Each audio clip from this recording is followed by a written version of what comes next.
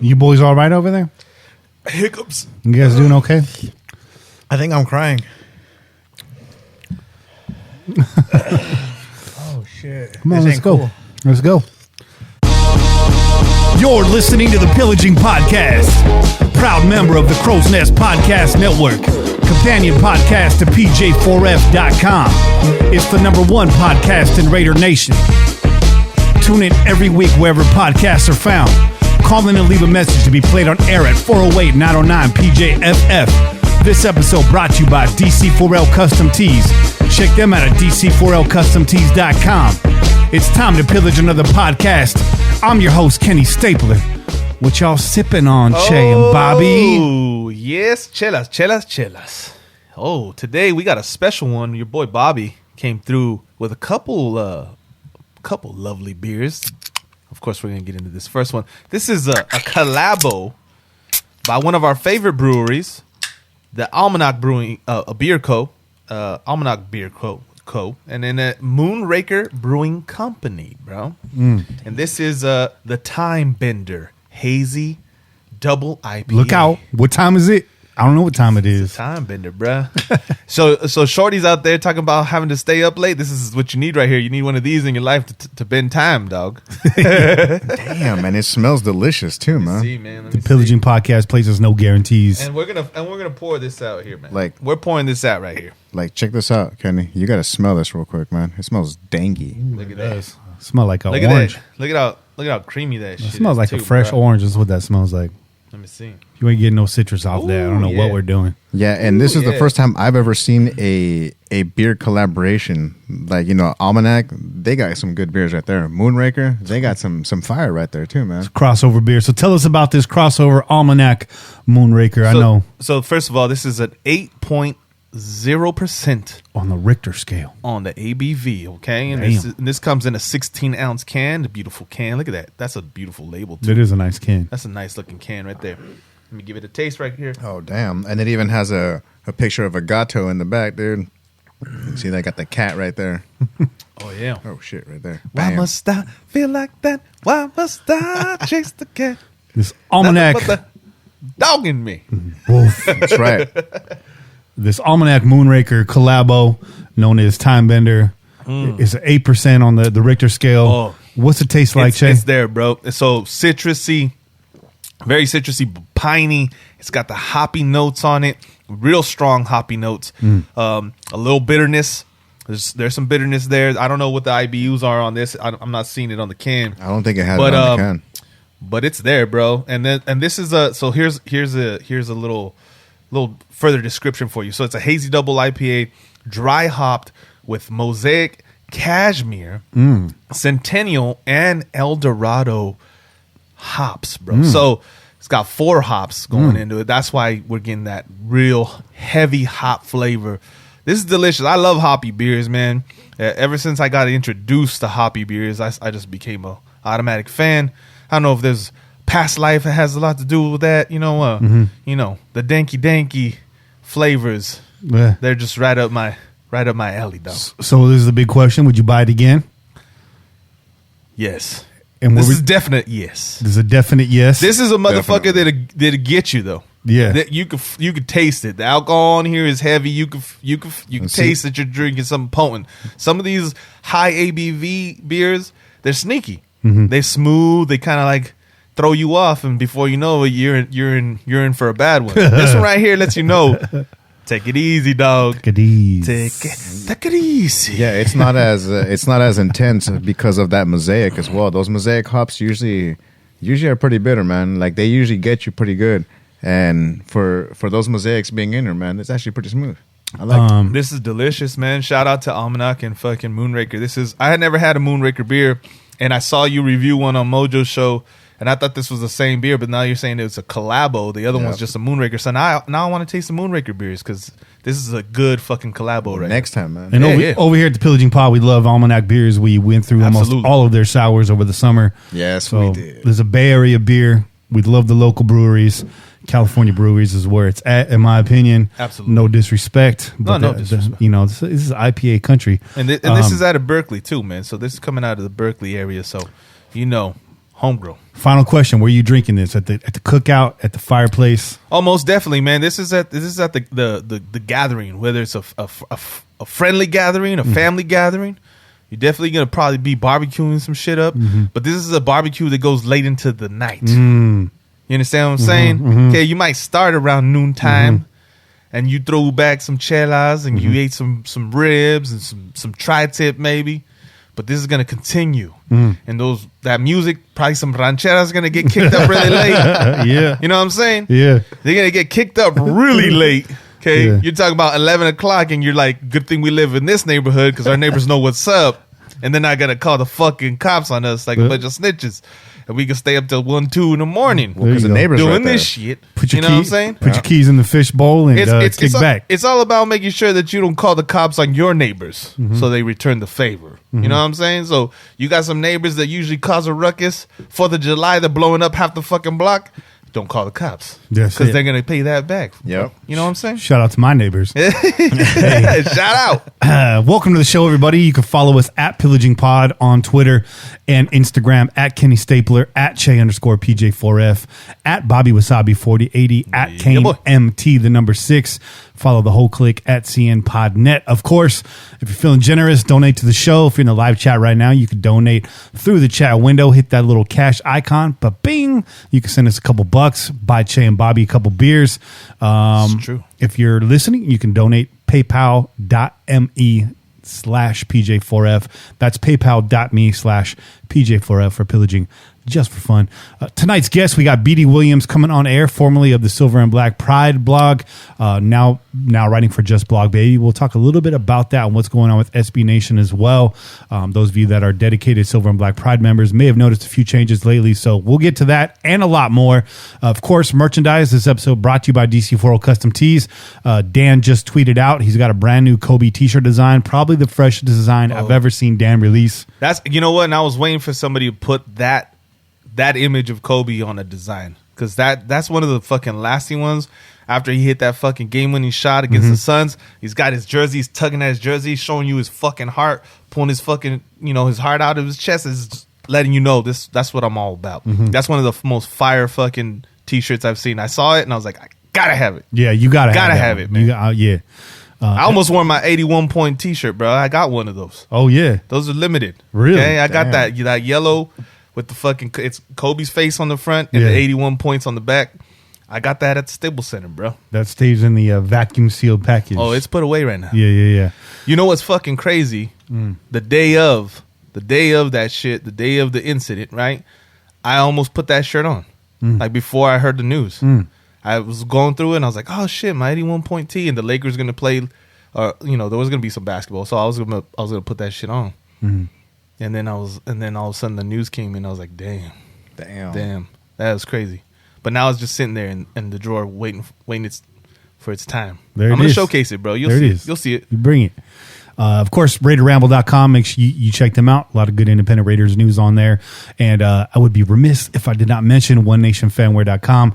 Johnny's in the lab right now cooking up some pillaging gear for y'all. So if you like the One Nation stuff, we're doing some collabos with Johnny, and we're going to get some real nice pillaging hats, much like the script hat I'm wearing right now. Yeah. So when those drop, we'll make sure that you know where to get it. Hell yeah. And you make sure to get it.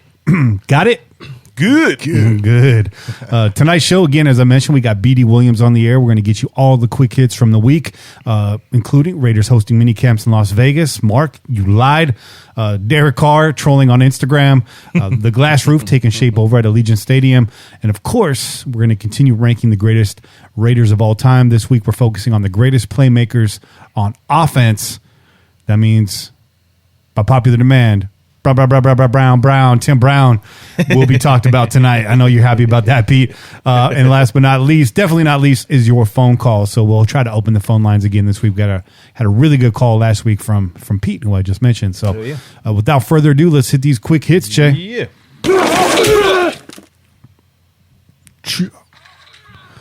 Coach John Gruden said the team will hold its mandatory minicamp on June 14th to the 16th in the Las Vegas area, according to the Las Vegas Review-Journal. He did not specify whether those practices would be held in Vegas or at the Raiders facility in Henderson, but it is going down in Nevada. Either way, this sets up to be the Raiders' first event in their new hometown, which will make it a must-see for their fans. John Gruden was with Mark Davis at the Deontay Wilder-Tyson Fury fight this weekend. John said, if we can let everybody in, we will. And John Gruden was looking shook in those photos, man. I don't know if... I saw that meme that somebody put up. Who was that? Was that you? That was me, yeah.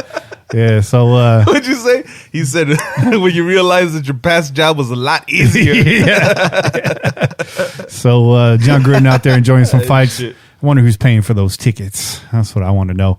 Man, you know the fucking the casino owners are all in fucking Gruden's and fucking Davis's pockets right now. They're like, hey man, free tickets, dog. You come on the house. Show that face. All you want, man. Let's make some deals after this fight. Yeah. You know what I mean? You ever That's seen what they're doing, dog. You ever seen Mark Davis not wearing a long sleeve shirt? No. No. I don't. Not that I recall. Not that I can recall, bro. No. It'd be weird if he was wearing shorts and a long sleeve. Wasn't shirt. he? Wasn't he? He at looks like the type, huh? I feel like he was at a game. Maybe it was a Warriors game.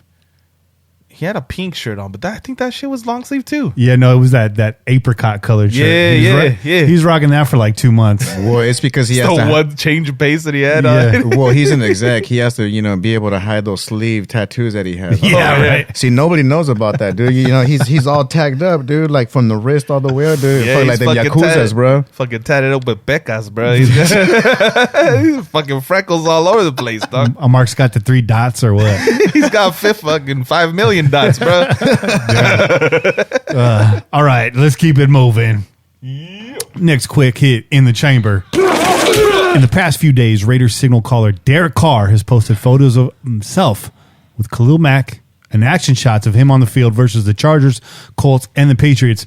Raider Nation, as they do, jumped to conclusions and began speculating whether the 7th-year gunslinger was hinting at a possible trade destination. However, Carr's brother David was quick to debunk the conspiracy theories and suggested that his brother was merely trolling. You heard it! Take off those tinfoil hats, Raider Nation. Derek Carr is not hinting at trade destinations. We are. That's what we do. That's our job. And so his trolling might in turn turn into a troll on himself, right? I mean, that'd be a damn shame, right? Yeah, Damn shame. It'd be a damn shame. Possibly. Next. The Mortensen-McCarthy joint venture in charge of Allegiant Stadium construction completed the big lift and began work on the plastic polymer roof last Valentine's Day. Fans that have been concerned about the crew meeting key construction targets can breathe easily after this first step towards completing the see-through roof. After some minor hiccups, construction looks to be back on track. Everybody take a deep breath and release. Yo, really though, did you see a video? Did you see a video of those motherfuckers sitting in them nets? Yeah. While they're trying, like they're putting the links together on those nets to create like a surface where they can start bringing those panels on. That's some scary ass work, bro. I don't care. It is. You and I have been at the ropes course with a couple of students or two, and we're only probably like a third of the way, or maybe like a 15th of the way that they are, bro. Like we're like 60 feet in the air. These motherfuckers like hundreds of feet in the air. Yeah, just staring at the bottom of the fucking of the new stadium, bro. I'm good. Hey, I'm good on that job, dog. It takes a whole different type of breed of like those type of cats that can just literally walk up to the Hell edge, yeah. look down, and not even trip. Man. Absolutely, bro. No, listen. The other day I was leaving my house for work, and I was driving past these dudes. They were putting up solar panels on a 2-story home. And dude was just walking all freely. Yeah. He had a panel. He had a whole fucking solar panel all by himself, and he's walking down the fucking backside of the house towards the edge, and he's like, I got this. He's like falling and shit, and he's all cool. Puts the fucking panel down, turns back around, walks. I'm like, damn. And I got nervous for that dude. Yeah. I saw these guys. I was like, I'm good. Yeah. Cool. I'm cool. I don't want to hear about no accidents. I know they got a little chain linking them and whatnot. Well, of course, safety. Especially after those bolts busted and everything. Right? So shout out to all you roof workers. Shout out to all you iron workers. Straight out. Yeah. Man, that is some Richter ass work right there. So I hope you guys get a fucking good bonus, bro. Yeah. Good payment. I hope you guys get some season tickets. I do. Yeah, right. Right? Hell yeah. These For the motherfuckers work that they deserve do? season tickets, dog. I really hope they bring this construction crew out for one of the games Hell and yeah. honor them. That would be cool. Hell right? yeah. That's a good move. First game. Yeah. First game, they should bring out the flag. They should be honored. Yeah. You know how they do? They like to salute a lot of different people during the games. Well, and the shit. same way they honor that last steel beam that they put up on top, Yeah, there it you should go. be the exact same There thing you as go. well, man. There you Because, go.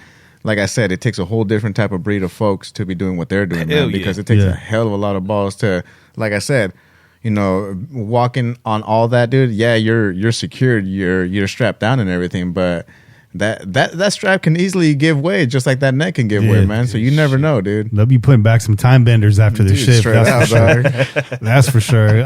But yeah, shout out to y'all.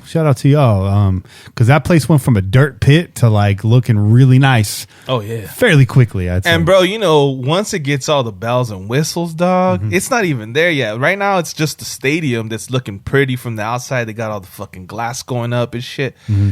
Once they start to add all the fucking trees and get that shit, Yeah. because it's gonna look like a goddamn resort, bro. You already know. Mm-hmm. Nothing in Vegas doesn't have all that shit going on. All the bells and whistles outside, Fountains and all that. fountains Yeah. and fucking palm trees and all kinds of shit, bro. You might see a tiger come out. It's gonna look fire. When You that, watch. that blowtorch is firing for Al. Yeah. Dude, straight out, it's gonna be a tiger with a blowtorch, dog, coming Right. out here. That damn fucking volcano explosion. We got Siegfried and Roy at halftime. Yeah, it's gonna be Wait, on. it would probably would just be one of them, right? Oh yeah, that's right. Because one of them got fucked up. Hey, Hey.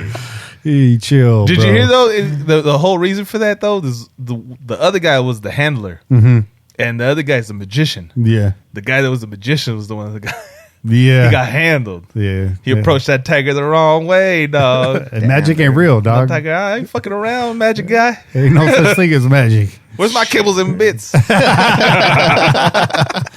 You're looking like a Slim Jim right now. Oh man, I hope you're doing well. So that's our quick hits for the week, guys. It's a short segment, as you guys know. NFL news fairly slow right now, but we're scraping the bottom of the barrel. We're trying to bring you everything that we can that's Raiders related. The real focus of the show, of course, is BD Williams coming on next. That's right. And as we continue our quest to find the greatest Raider of all time, we're going to take a short break, and when we come back, it'll be BD Williams breaking down everything you need to know about the Silver and Black. There you go. So stay tuned. We'll see you guys on the other side. We out. Peace.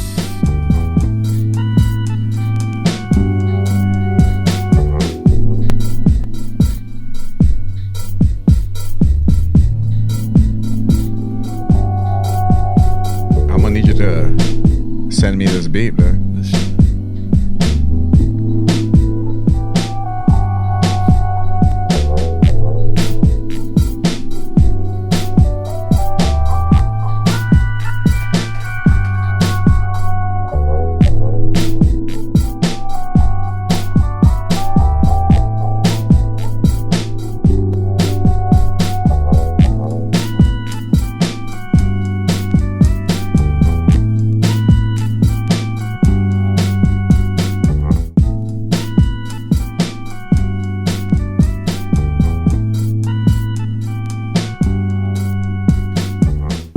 And we're back.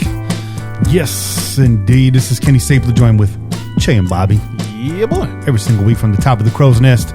And we bring to you this week the illustrious BD Williams. BD, welcome to the show, my friend.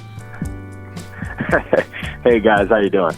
Thanks for having me. Before we get started, I got to ask you, does the BD stand for Billy D? Is this Billy D Williams on the air with us right now? No, actually, my name is Blake Donovan, so I go by my middle name mostly. Only my family calls me Blake, but it's funny, when I started writing for Silver and Black Pride a couple years ago, both those names were taken, so I had to pick something. Mm-hmm. So that's why it kind of stuck like that. So you went with Lando Calrissian. I respect that. I'm a big fan. Big fan. I hope you're drinking. Yo, real quick, BD, because did you ever, were you a fan of the show Martin? What's the show? The show Martin with Martin Lawrence. Oh yeah, of course. Yeah, I mean, of course. no offense, but the first time I heard heard Kenny say BD Williams is going to come on. I was like, BDB. Hey, Shout out, Pam. we're drinking some Cold 45 in your honor right now. Just to let you know, I'm just playing. We're drinking that Almanac Moonraker Time Bender collaboration. Oh, yeah. But Delicious, too. less of that, more Raiders. BD, welcome to the show, man.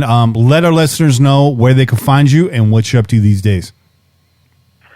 Okay, yeah. So, I just got on Twitter maybe a couple years ago. Been, covering the Raiders, breaking down Raiders film. I was writing at Silver and Black Pride, and now I just started out at Just Blog Baby. So BD Williams, former Division I athlete, high school football coach, film analyst, and sports writer, currently covering the Las Vegas Raiders.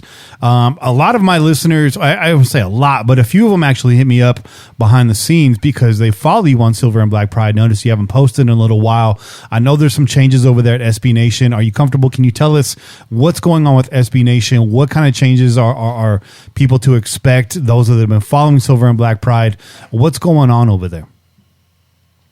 Yeah, well, I was just a freelancer for them. I wasn't an employee, so I didn't sign any kind of non-disclosure agreement. So, I'm just going to tell you guys what they're telling me. Basically, there's a California law that restricts independent contractors how much they can work for a company before they need to be paid full time and given benefits and things like that. So we were all put on a restriction how many pieces we could write. Wow. And still be paid for it. So that's kind of just what it is. They haven't taken away my contributor status with the website, but I just won't be paid for anything that I contribute over there. So that's why I kind of moved over to Just Blog Baby, and I'm glad they brought me on. Yeah, and this goes back to some legislature that was recently passed in California that would have required SB Nation to furnish these guys with benefits and all that. So, SB Nation's like, we ain't trying to do all that. If you want to write, you can write. But if you're freelancing, we can't take care of everybody. So it's a business move. It has nothing to do with anybody's performance. As we know, BD does great work. We've mentioned him on the show several times before. But congratulations on landing with Just Blog Baby. That's a great outfit, and hope to see you do well over there. So all of you that have followed BD over at Silver and Black Pride, now you know he's at Just Blog Baby, so you can still get that same great content. It's just a different spot. It's a different .com, and he's on Twitter if you're following him already. I'm sure you guys will pick that up. But let's get down to business, man. Let's talk about the Raiders here. First and foremost, a lot of controversy, a lot of opinions flying around over the last couple years, heating up a lot this offseason as rumors are abound. There's a lot of blame to go around when your team hasn't posted a winning season for 3 years and decades prior to that. So I know I'm opening a big can of worms here, Mr. Williams, but in your analysis, what has been the top 3 weaknesses on this team in the recent past? Well, most people know really the biggest weakness is the linebacker position. Yeah.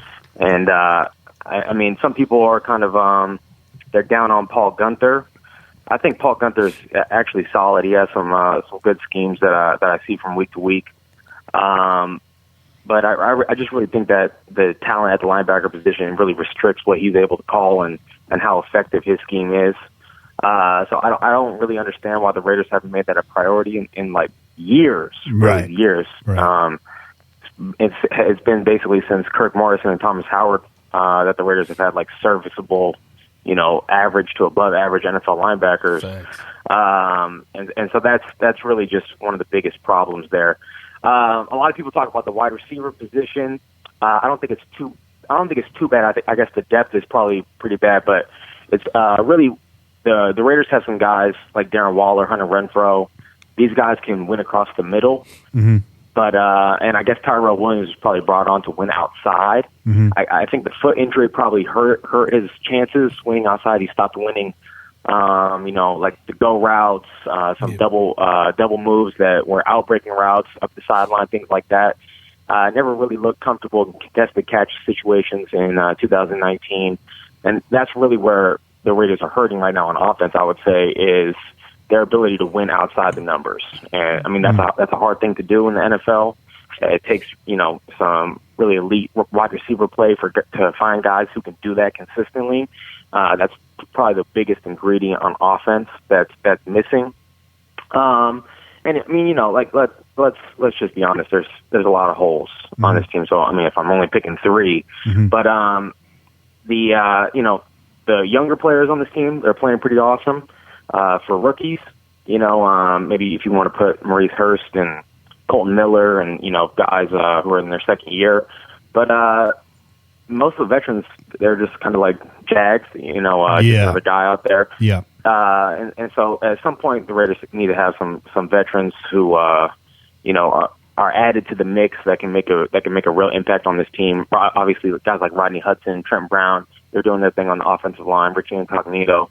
But outside of that, we saw the Raiders bring in LaMarcus Joyner.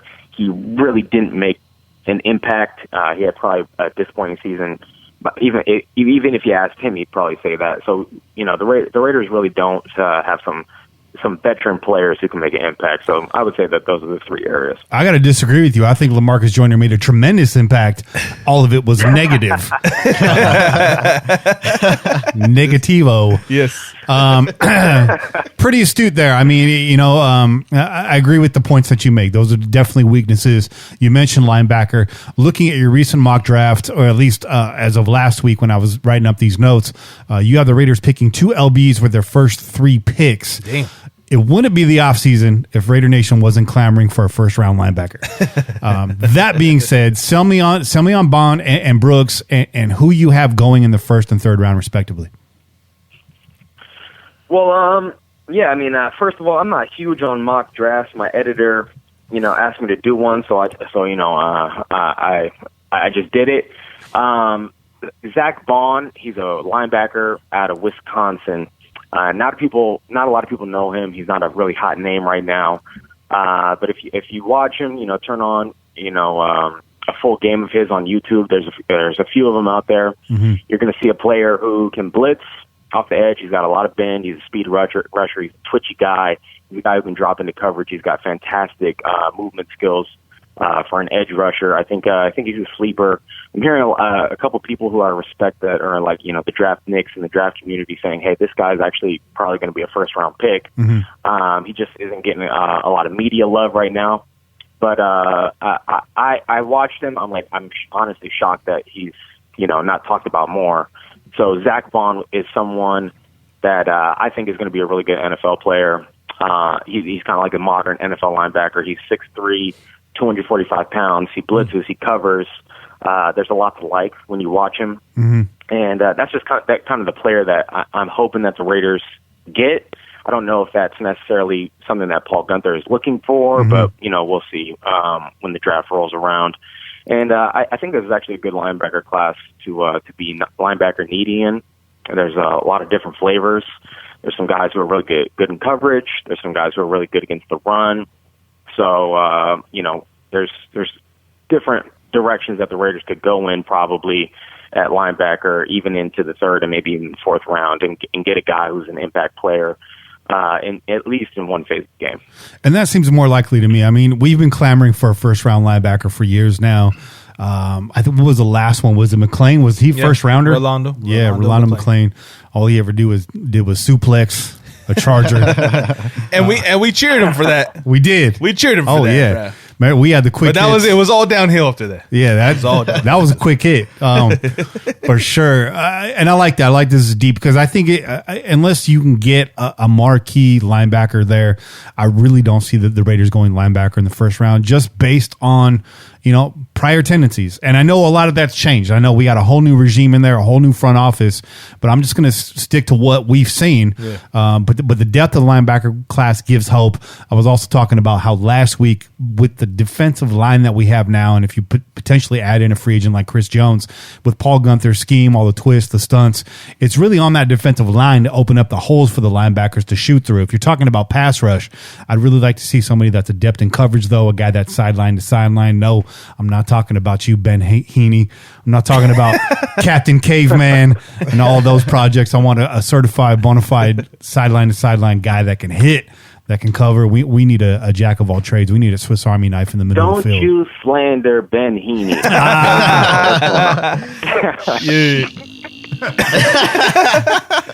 Yo, real quick. So you would see a guy like Bond going going in that second first round pick? Is that kind of where you would see him getting picked up by the Raiders if he does get picked up?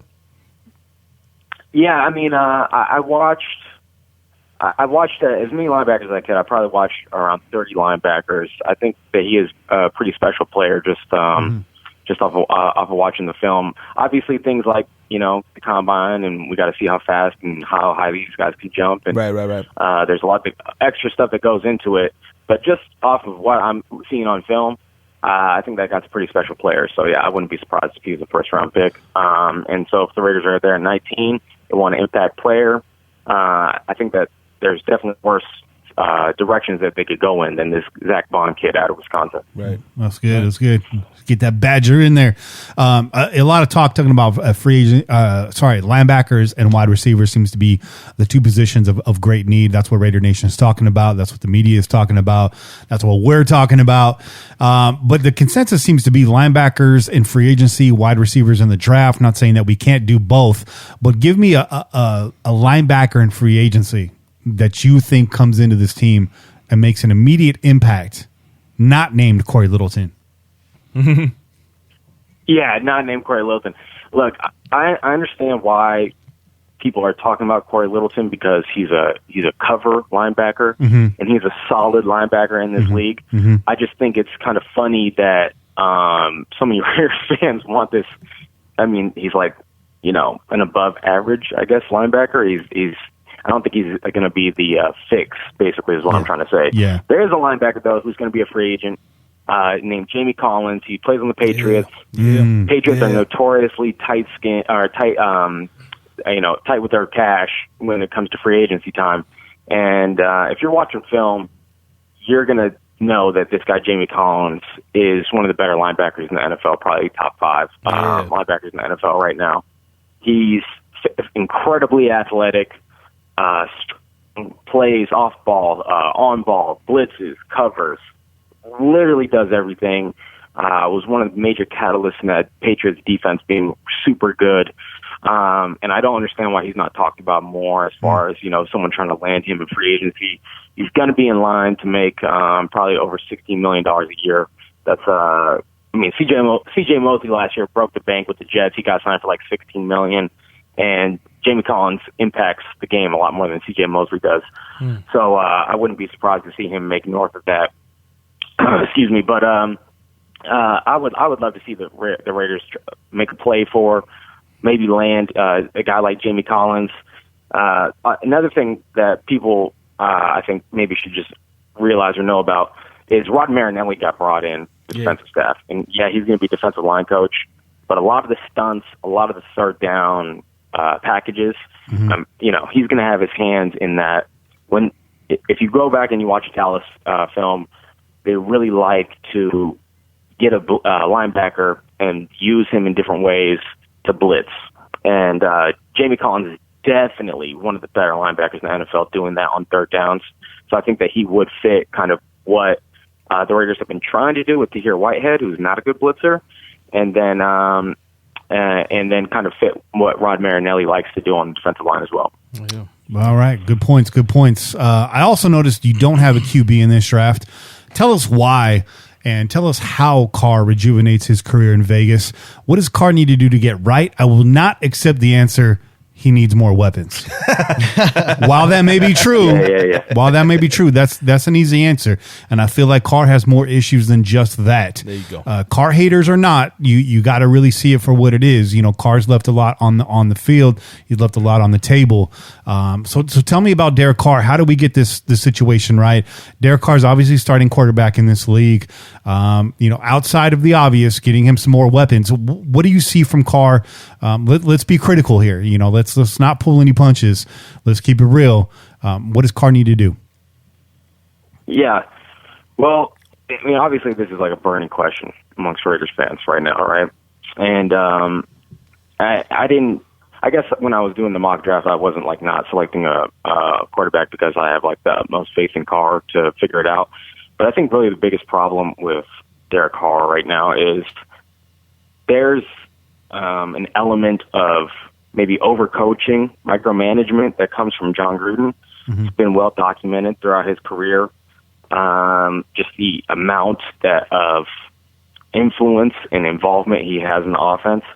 And I think Gruden has been in press conferences before talking about how he needs to step back and let Derek Carr play. Mm-hmm. And I just don't know how able John Gruden is to do that. Mm-hmm. So, if you guys watched or are familiar with the John Gruden segment back when he was at ESPN, when he would sit down with all these quarterbacks who were entering the NFL, like Andrew Luck and Jameis Winston, Derek Carr was amongst those guys. Yep. He would always get these guys on the whiteboard. He would always show them plays where they might have made interception and things like that. And over and over and over again in all these quarterback specials, he would always talk about how you need to throw the ball away there. You need to throw the ball away there, right? And a lot of people are watching Derek Carr throw the ball away on third down and saying, "Hey, this guy, what's wrong with him? Grow a pair, try to make a play." And I don't think that they realize that literally this is John Gruden, his philosophy is to throw it away and live to play another down, or to live to play another series, because John Gruden is super confident in his offense being successful. Mm-hmm. So he doesn't want the quarterback to give the ball to the other team. He wants, maybe the defense gets a stop, maybe we can get out here again. But I think Derek Carr needs to overcome the coaching a little bit. He needs to figure out, hey, maybe this is time for me to make a play.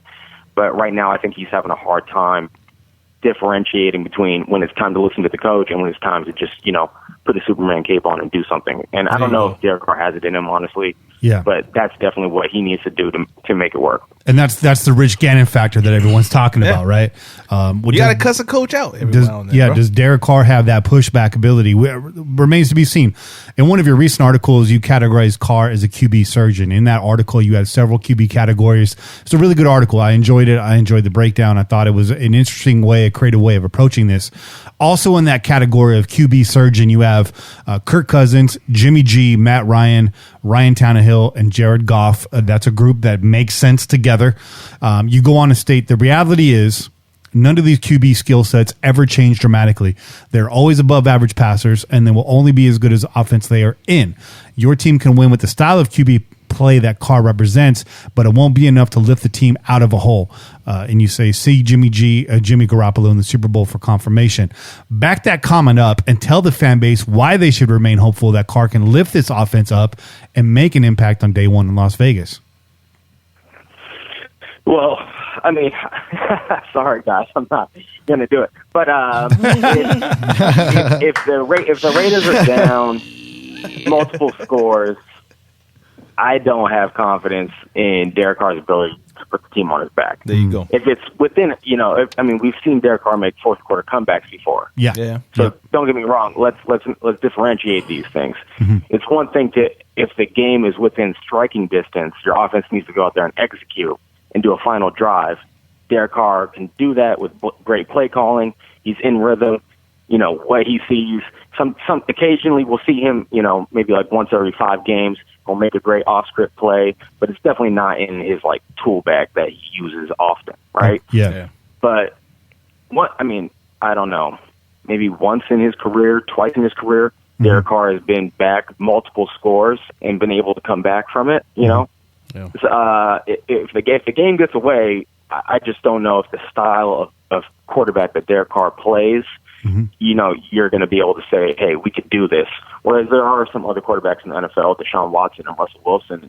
There are other guys where the game's always within reach. Patrick Mahomes, the game's always within reach. Yeah. It doesn't matter how many points the other team has. Right.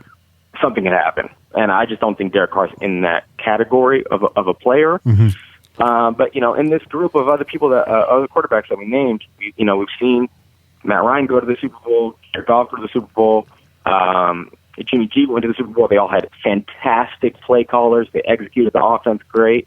So if Gruden can, figure out how to get it done from the play calling perspective, Derek Carr is going to be able to execute it. And then, of course, we also need to see the Raiders defense step up. Yeah, absolutely. And I can already hear people saying, but in 2016, Derek Carr had, 6-7 comebacks. That's true. I mean, but let's put 2016 in a vacuum where it's at, and let's move on from that, because we have not seen that trait move on throughout the years and follow Derek Carr. I mean, we had some luck that year as well. And Derek Carr was playing balls to the wall that season, so we need to get that mojo back. Shout out to Mojo Raider. We've been critical of Carr, and I think unfairly we've been tagged as Carr haters on this podcast. We're just critical. We're critical of Carr. We're Carr apologists for about 3 straight seasons, and that ended last year, and we warned you that it would. Yep. We told you that this was the season, and I know we had wide receivers go down. Williams dealing with the plantar fasciitis, but you still got a top-notch running back, candidate for Offensive Rookie of the Year, runner-up to Offensive Rookie of the Year. Top 3 tight end. You got Foster Moreau, who's a touchdown magnet.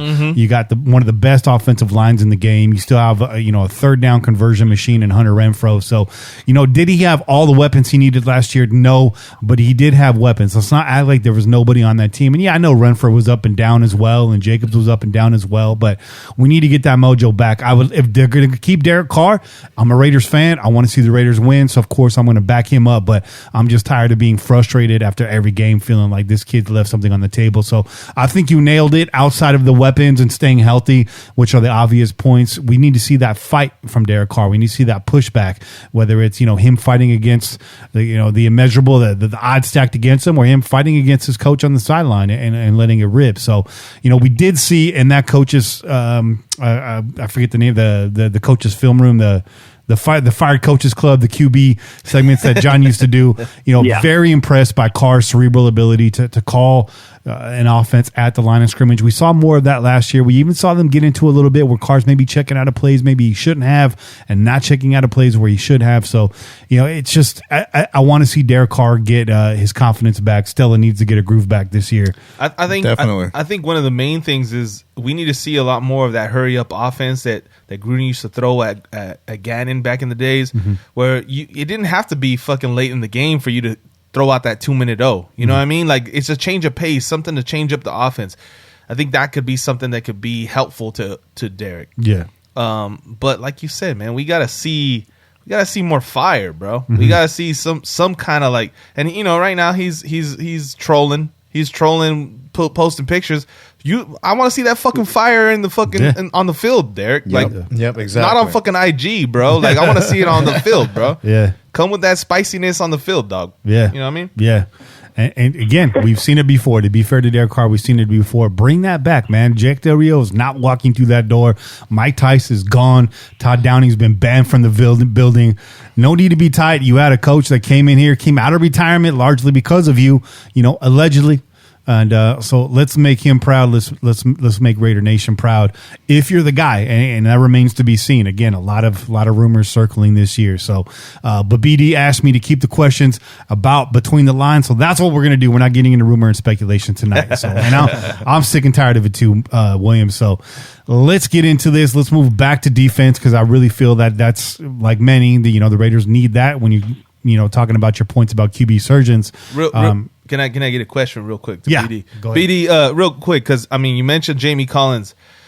Would you say there could be some concern adding a guy like Jamie Collins when he left New England prior, right? He left to Cleveland, and he was in Cleveland and he didn't do a whole lot, and then Cleveland just kind of released him. He ended up right back with Belichick, right?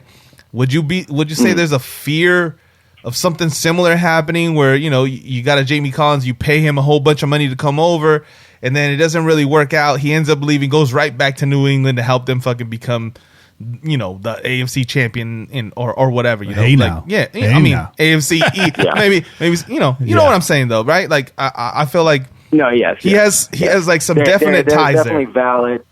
That's a valid question. If you watch his tape when he was in Cleveland, there was a lot of plays that he was taking off. Yeah. Did not play with a lot of effort, which it's Cleveland. Just take him right off of Mayock's board. But also, you got to think about he's playing for the Cleveland Browns, their 0-16 team at the time. Yeah.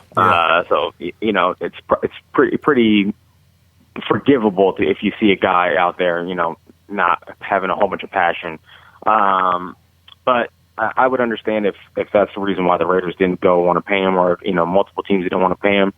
But when, just going off this last year's tape, and you're seeing a guy who's making an impact everywhere on the field. He's throwing offensive linemen around. He's dropping back into coverage. He's blitzing. Name it. This guy's doing everything. So just going off of that, this guy's a pretty special linebacker. But yeah, that's a valid question. Yeah, and bringing him over here with Gunther and Marinelli, that's good company right there. So feel a little bit better about that. But that's a great question, Che. On the fly, off the hip, shooting off the cuff. That's what I do. Very nice. So that's a nice segue into what I was going to say. BD, you had recently wrote a piece on the Marinelli hiring after that had happened. I think Buckner was such a fan favorite that emotions got clouded by opinion in Raider Nation. So, they were sad to see Buck go. We were sad to see him go too. But Marinelli, he's honestly a tremendous upgrade over Buckner. And Buckner's he's gonna do fine. He's gonna land on his feet. But and you mentioned Marinelli earlier. Tell us why Marinelli is such an upgrade over Brenton Buckner. Well, I mean, I like Buckner too, and Buckner, I think he's he's probably one of the best defensive, position coaches on the Raiders defensive side of the ball. Pure position coach. Yeah. So, you'd probably rather see the Raiders upgrade, the linebacker coach or the secondary coach or something like that. But with that being said, Ron Marinelli is widely considered the best defensive line coach in football. He's got an incredible track record, whether it goes back to Tampa, these defenses over there in Dallas. Fantastic pass rushers. He's getting a lot of juice out of just random guys. You saw Benton Mayowa. He left the Raiders. He went to Dallas, completely changed as a player, and now he's coming in and he's a pass rushing specialist. He's a completely different person than he was when he was originally with the Raiders. And there's a lot of stories like that of Marinelli getting his hands on guys and really molding them into fantastic defensive linemen. So yeah, I think it is an upgrade, and just more than anything, it's fantastic knowledge that this guy brings to the defense. Okay, with many and kind of getting into some conspiracy theory territory here. A lot of fans are already souring on Paul Gunther's defense, which I think is unfair. If anybody needs more weapons, it's Paul Gunther. There you go. Do you see the Marinelli hiring, though, as a way to possibly put pressure on PG? And is Marinelli a possible safety net if they decide to move on from Gunther during the 2020 campaign or even immediately afterwards? Is this a possible, a switcheroo, I guess. I don't know a better word for it, but bringing in Marinelli as a safety net in case they got to move on from Gunther and Marinelli gets the promotion. Is there any of that to this maneuver, or am I reading too far into it? Yeah, I mean, you might not be wrong there. When I was going back and watching a lot of the Raiders defense, there was actually a lot of calls and a lot of adjustments that I really thought Paul Gunther did a really good job with. Mm-hmm. But when you got journeyman playing the linebacker position, there's only really so much you can do. Yeah. And he's forced to play with all these backup safeties, all these backup linebackers.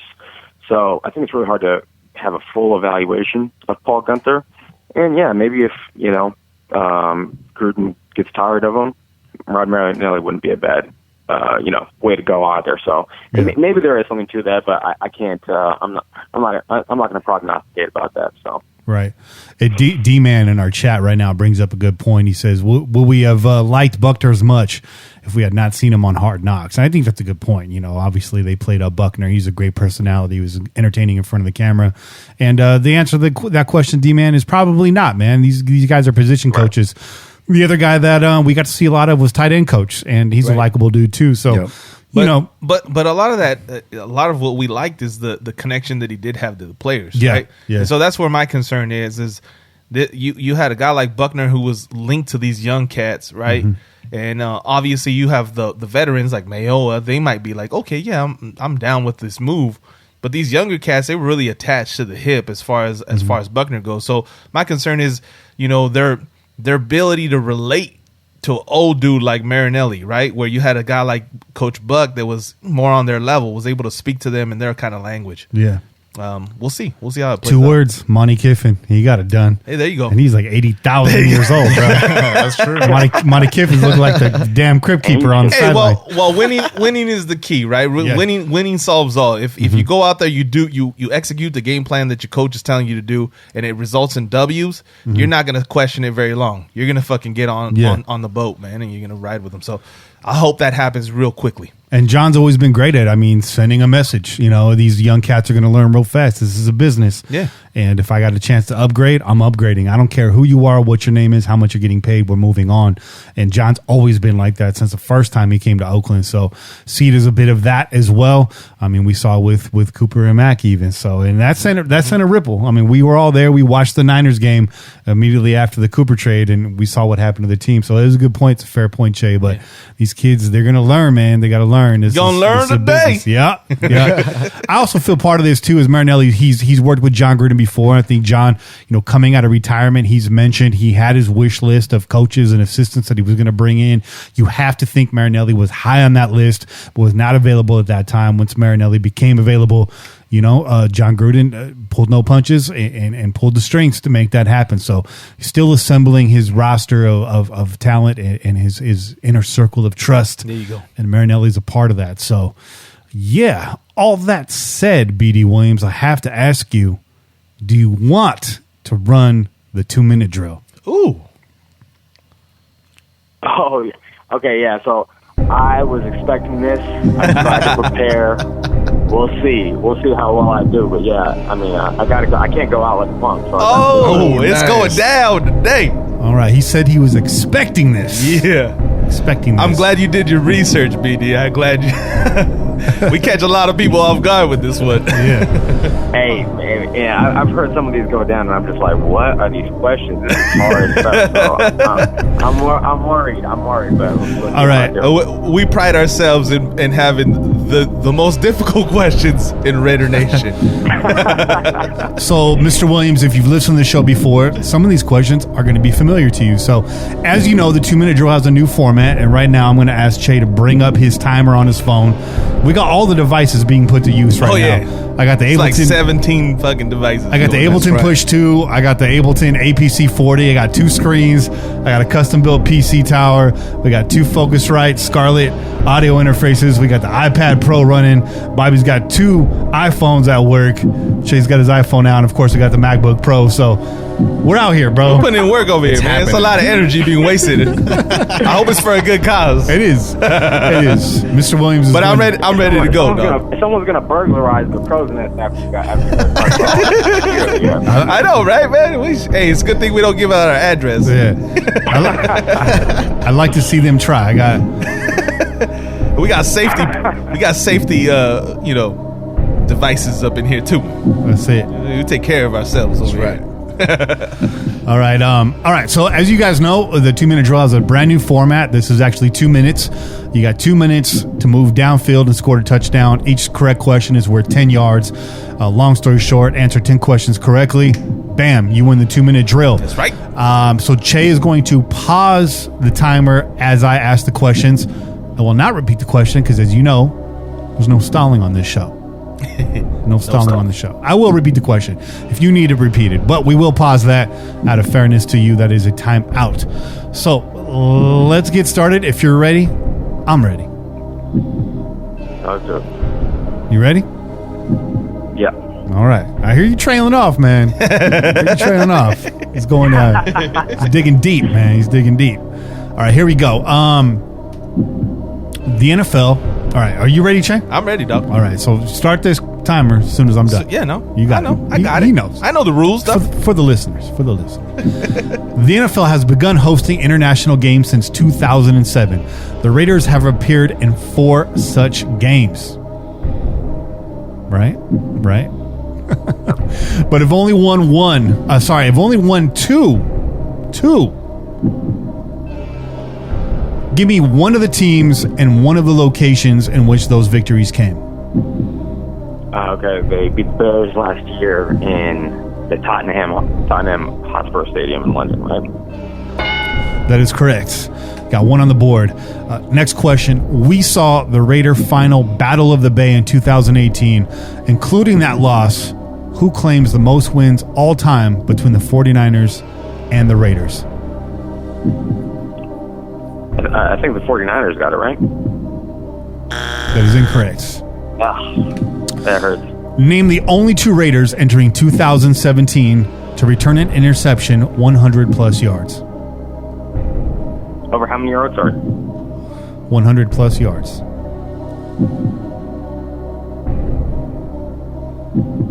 Shoot. I have no idea. Move on, next one. That's smart. Hey, by the way, that is the move, okay? Yeah. Do not waste time pondering if you don't got the answer. Say move on, man. No that's, stalling. That's how you stop the clock, man. It's all about the clock. Why are you giving away the cheat code, bro? I'm just saying. I've said it on air before, bro. All right, next question. I like BD, dog, all right? I'm trying to help him out. I like this guy, too. Who was the first Raiders pick in the first AFL NFL draft in 1967?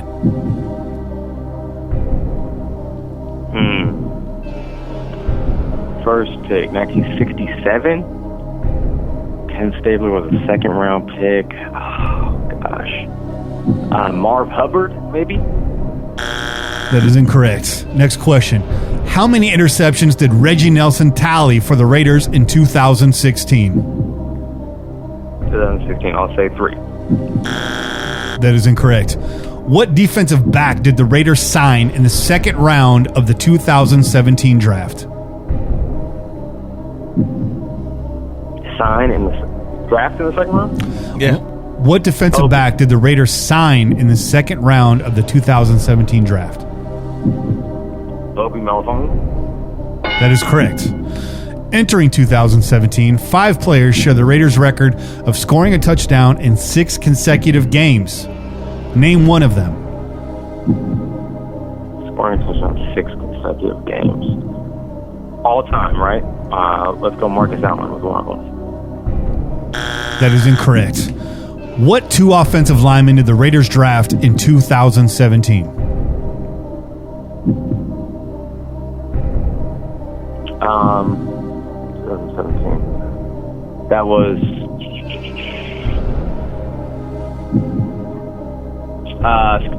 next one. Name the 2 defensive tackles drafted by the Raiders in 2017. And where's he at on time? He's at 45 seconds. Name the 2 defensive tackles drafted by the Raiders in 2017. You see the theme here? Yeah. You see the theme? Yeah.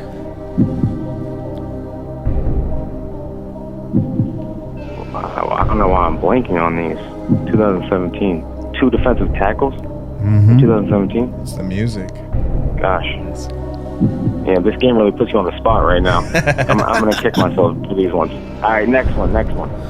What guard played in each of the Raiders' first 3 Super Bowl appearances? Super Bowl II, Super Bowl 11, and Super Bowl 15. I had the answer for this on last week's show. Yep.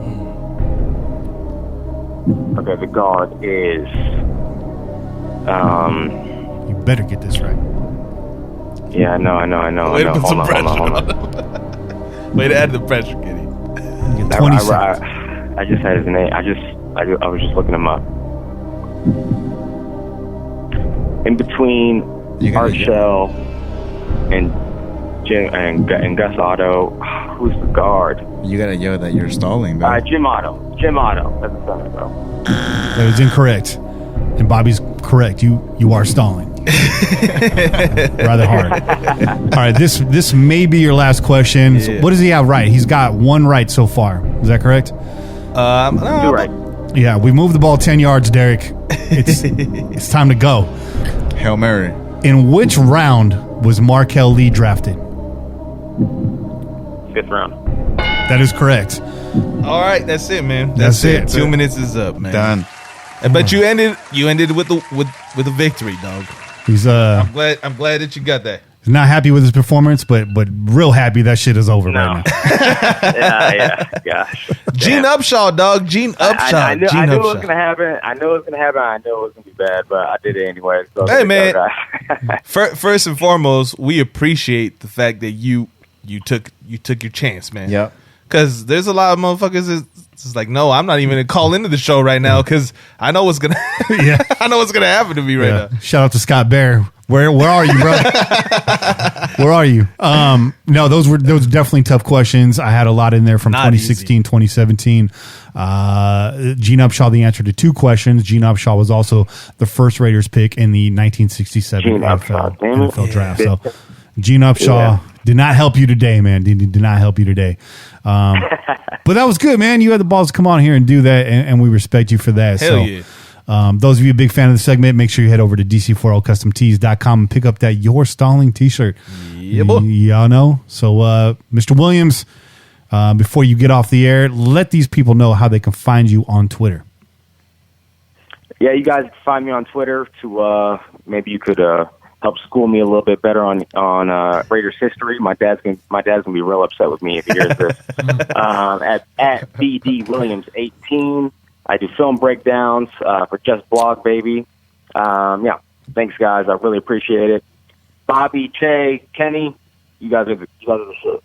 Thank you, man. Thank you, appreciate bro. it. Hell yeah. We thank appreciate you, dog. Keep up the big work. We're all big fans of your work as well. There's a lot of content out there. To be honest, it's hard to find good, original, well-researched stuff, and you definitely got that in spades. So, Hell yeah. Facts. thanks again for coming on the show. I know you're out there on the East Coast. It's late for you, and this is a bit of a sacrifice. We all got to wake up in the morning. So, BD Williams, hey, keep it smooth, dog.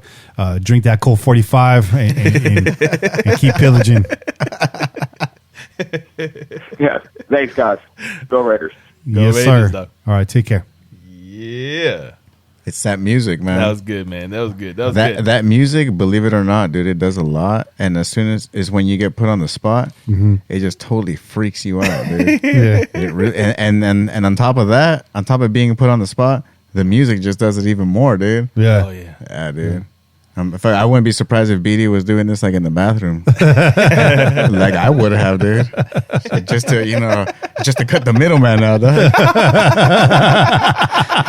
I'm just saying. Just in case there's I'm just saying, dude, because there's always a wild card, dog. Yeah. And last thing you want is a wild card and having to run to the bathroom, dog. yeah, that's true. That's a good call. Shout out Mojo. Shout out Mojo. You know what I'm talking about. Hey, at least they don't have to eat hot wings while they do it. Oh, right? I know, right? Oh, yeah. Hey. Shout out the hot That'd ones. be even worse, man, if they had the punishment sauce, bro, for missing a question. Oh. I gotta start sending bottles out in advance of these interviews, man. Okay, now you take a shot. Take a shot of that punishment sauce right now. But in all fairness, you could jump on BD Williams 2-minute drill run, but really, it would be unfair because the guy brings a lot of knowledge to the table. As you can tell during that interview, he had a lot to say, and very well spoken guy. I've never spoken to BD Williams before. I've read his stuff, but definitely brought the energy to the show. Hell yeah. Very cool well cat, composed. Very cool. Yeah, Absolutely, man. Hey, listen, man, these questions are difficult, bro, and anyone gets put on the spot, man, we might miss all those goddamn questions too, bro. The only reason why we might get some of those right is because we've been seeing them for a while. By the way, the 2 defensive tackles drafted in 2017, There you go. Eddie Vanderdoes and Trayvon Hester. Yeah. That's a tough question. I never would have gotten any of them, dude. Yeah, hell no, dude. I mean, you might get EVD. We're too busy trying to forget those guys right now. Yeah, bro. right. Yeah, effective. Apparently, very effective. Very effective. I would have failed that run. Oh man. Anyways, hey, listen, man. We already know the only motherfucker that can come on this show and just completely destroy the 2-minute drill is your boy Raider Roo. that's it. Two It's been people, proven. actually. 2 people. 2 times. It's either Raider Roo or it's Murph. That's true. Because remember, dude, Murph killed it on that tailgate, dude. Murph didn't fuck around when he came, and he lit it up with some F-bombs, bro. He was like, Yeah. he got loose. He was loose. He bro. got real loose. Murph. Come on back, Murph. Call in, dog. Hey, he put the F in Murph. That's for sure. You know what I mean? We love Murph, man. Make sure you check out Raiders Fan Radio. Hell yeah. If you haven't already. Chances are, if you found us, you know about them. So That's right. That's right. This is a good spot to take a break. Let's take a little break right here. Yeah, When we boy. come back, we'll have Kane's Corner. So hang tight, everybody, and we'll see you guys on the other side. Yeah, boy. We are true.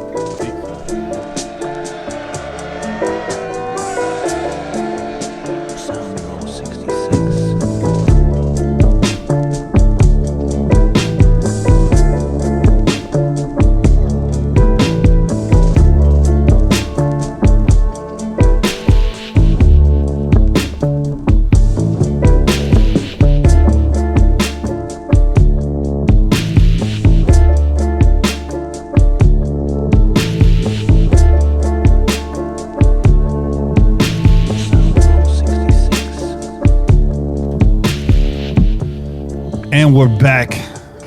Kenny Stapler, joined by Che Bobby, and of course Raider Kane on the phone. That brings us to Kane's Corner. Yeah. Brought to you every week by NFLshop.com. Go over to PJ4F.com and click on that NFLshop.com banner. And anything you buy, we get a little piece of the pie. Helps keep our pirate ship afloat and on the water. And Kane doing a little demo in his house right now. Nah, sorry about that, man. I was grabbing a beer out the fridge. I like that. Saved it for this segment. Speaking of, I like that. Speaking of, we gotta hit the chela. That's right. Hit that chela, man. Hit the second chela right here. Let's hit the second chela now. Oh Yeah, yeah. I say two racer fives for my segment. Oh, there you go. You still had some left over, dog. I bought another shit, man. I bought a 12-pack on Friday. That motherfucker gone after tonight. Yeah. That's what I'm talking about. Hey, man. So Bobby came through with the two chelas for today, and he picked up this Track 7 Brewing Company. It's a nitro, and it's called Knuckin' Futs. It's a peanut butter and chocolate porter. And this one's dark right here. This one's nice, bro. Look at this color right here, yo. Boy out. Let me pour this boy. Look at that. It be looking almost like a Guinness, man. It is a dark mother scooter. But you know what? The IBUs are actually pretty low. It's got a 20 on the IBUs, man. Yeah, but it ain't fucking around. It's got a 7.3 ABV. Oh, yes, So it's going to bring some potency in some way. Look at that head right there. That's nice. I had to try that. Anything with peanut butter, I got to try it. No lie, that straight up tastes like a Reese's peanut butter cup. It sure smells like a peanut butter, dog. Mm-hmm. Oh, man, that's delicious. That's giving Belching Beaver a run for its money. Right? That's what I was going to say. That's what I was going to say. That peanut butter stout that we got from Belching Beaver, that's right up there with this one. I think the biggest difference between this and that was a milk stout. Yeah. This does not have that creaminess. No. It's more of a sharp porter. chocolate. Yeah, it's porter. It's got that bite to it. It's got a little bit more bite to it. The stout that we get from Belching Beaver, it's one of our favorites for sure, right? But it's a lot smoother. It's real creamy. It's kind of sweet, more on the sweet end. This got some sweetness to it, but it's got more bite to it, man. Yeah. No, you could definitely taste that stout right there on the get, man. But you taste everything, man. You taste the peanut butter, you taste the cacao, and you taste cacao. Cacao. You taste a little bit of that lactose in there too. There's a little milkiness to it too, bro. Well, they say good, that when it comes to these these porters or whatever, that you're supposed to kind of like let it sit out a little bit, kind of let it warm up. Yeah, the flavor comes through more, and then it comes through. Yeah. I mean, that's not really my thing. I usually crack this now, can open and I take it out. Do you mean cocoa?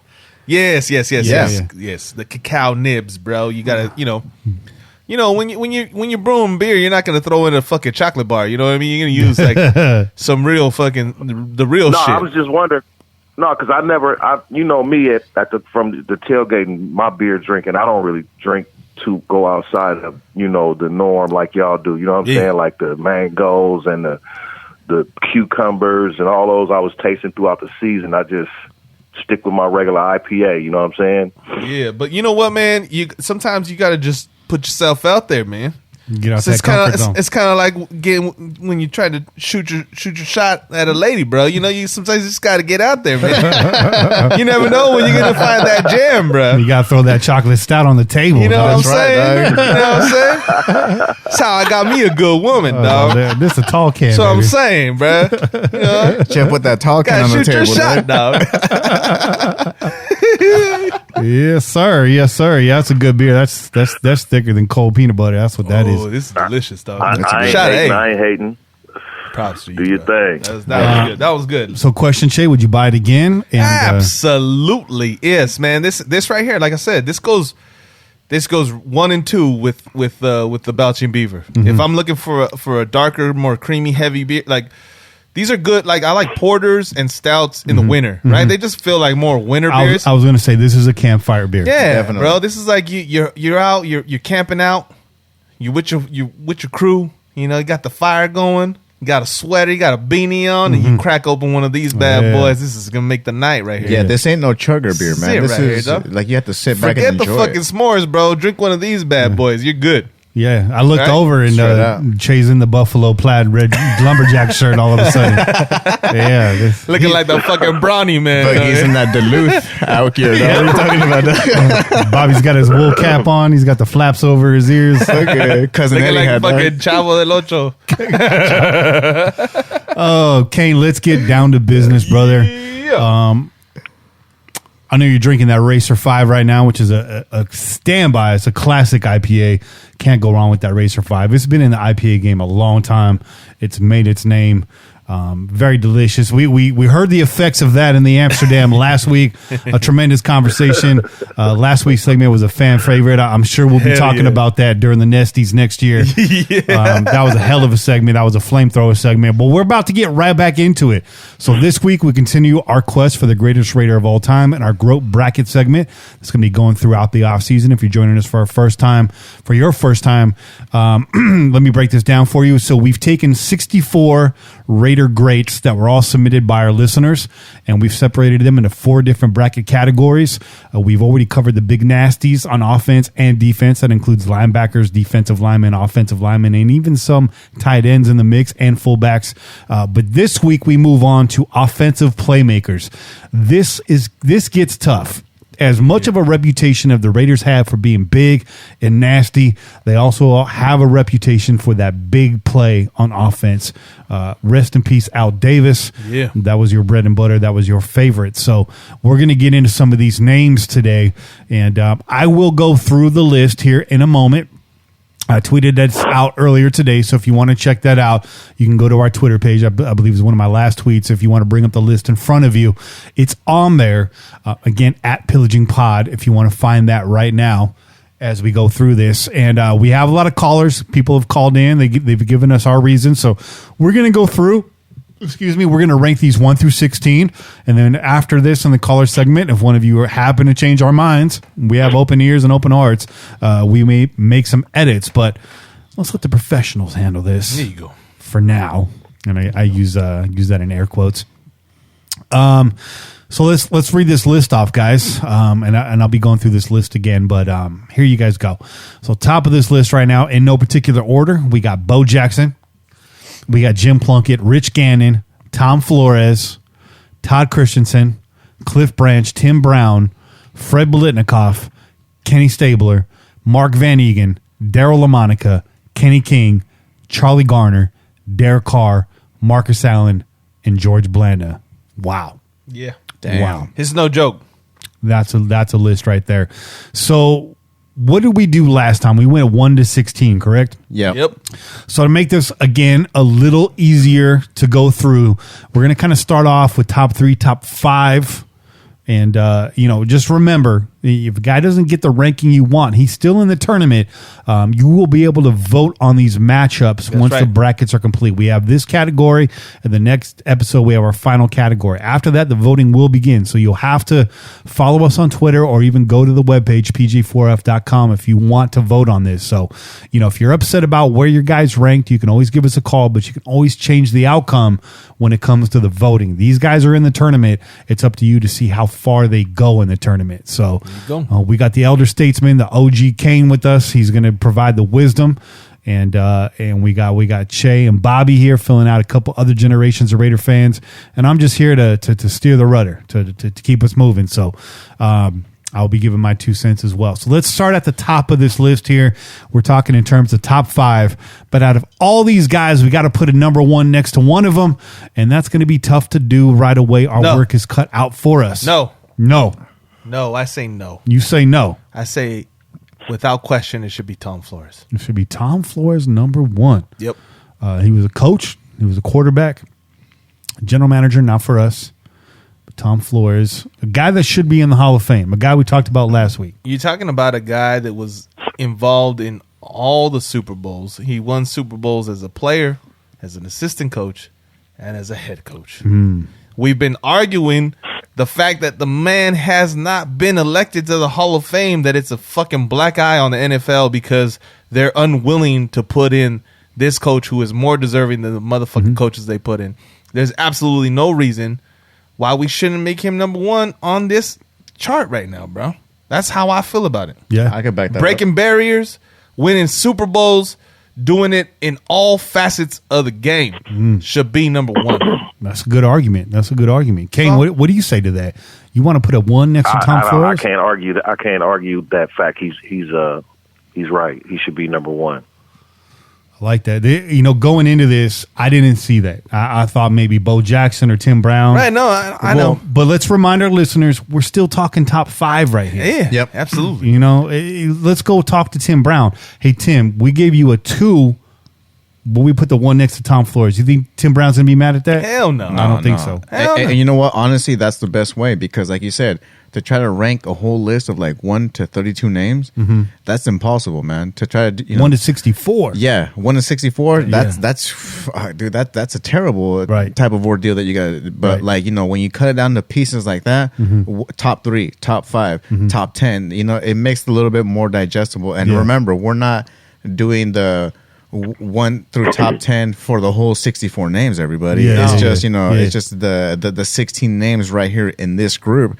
And then we're gonna go start driving into That's it. right. Yeah, That's we're right. just and then trying it's to- up to you. Then it's up to you. We're Yeah, out of it. yeah. We just setting the numbers right now. Yeah. Then it's on y'all. We may have to veto 1 or 2. Yeah, occasionally. Just in case there's any shenanigans. They'll be doing some crazy shit. Okay. But yeah, to me, this is a bit of a shocker. But I'm not going to argue with any of this. I think Che, I think you're right on there. And for those people that say, oh well, he didn't really do much as a player per se, they're kind of like iffy about that. Look, if we were to take personnel people out of this, you want to have Ron Wolf on this bracket. Right. You want to have Al Davis on this bracket. So Yep.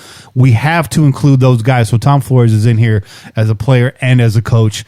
And for that dual threat, triple Super Bowl rings, a guy that's been ousted too many times by the Hall of Fame. Well, here on the Pillaging Podcast, we're going to show you some love, Tom. You got that 1 right next to your name for now.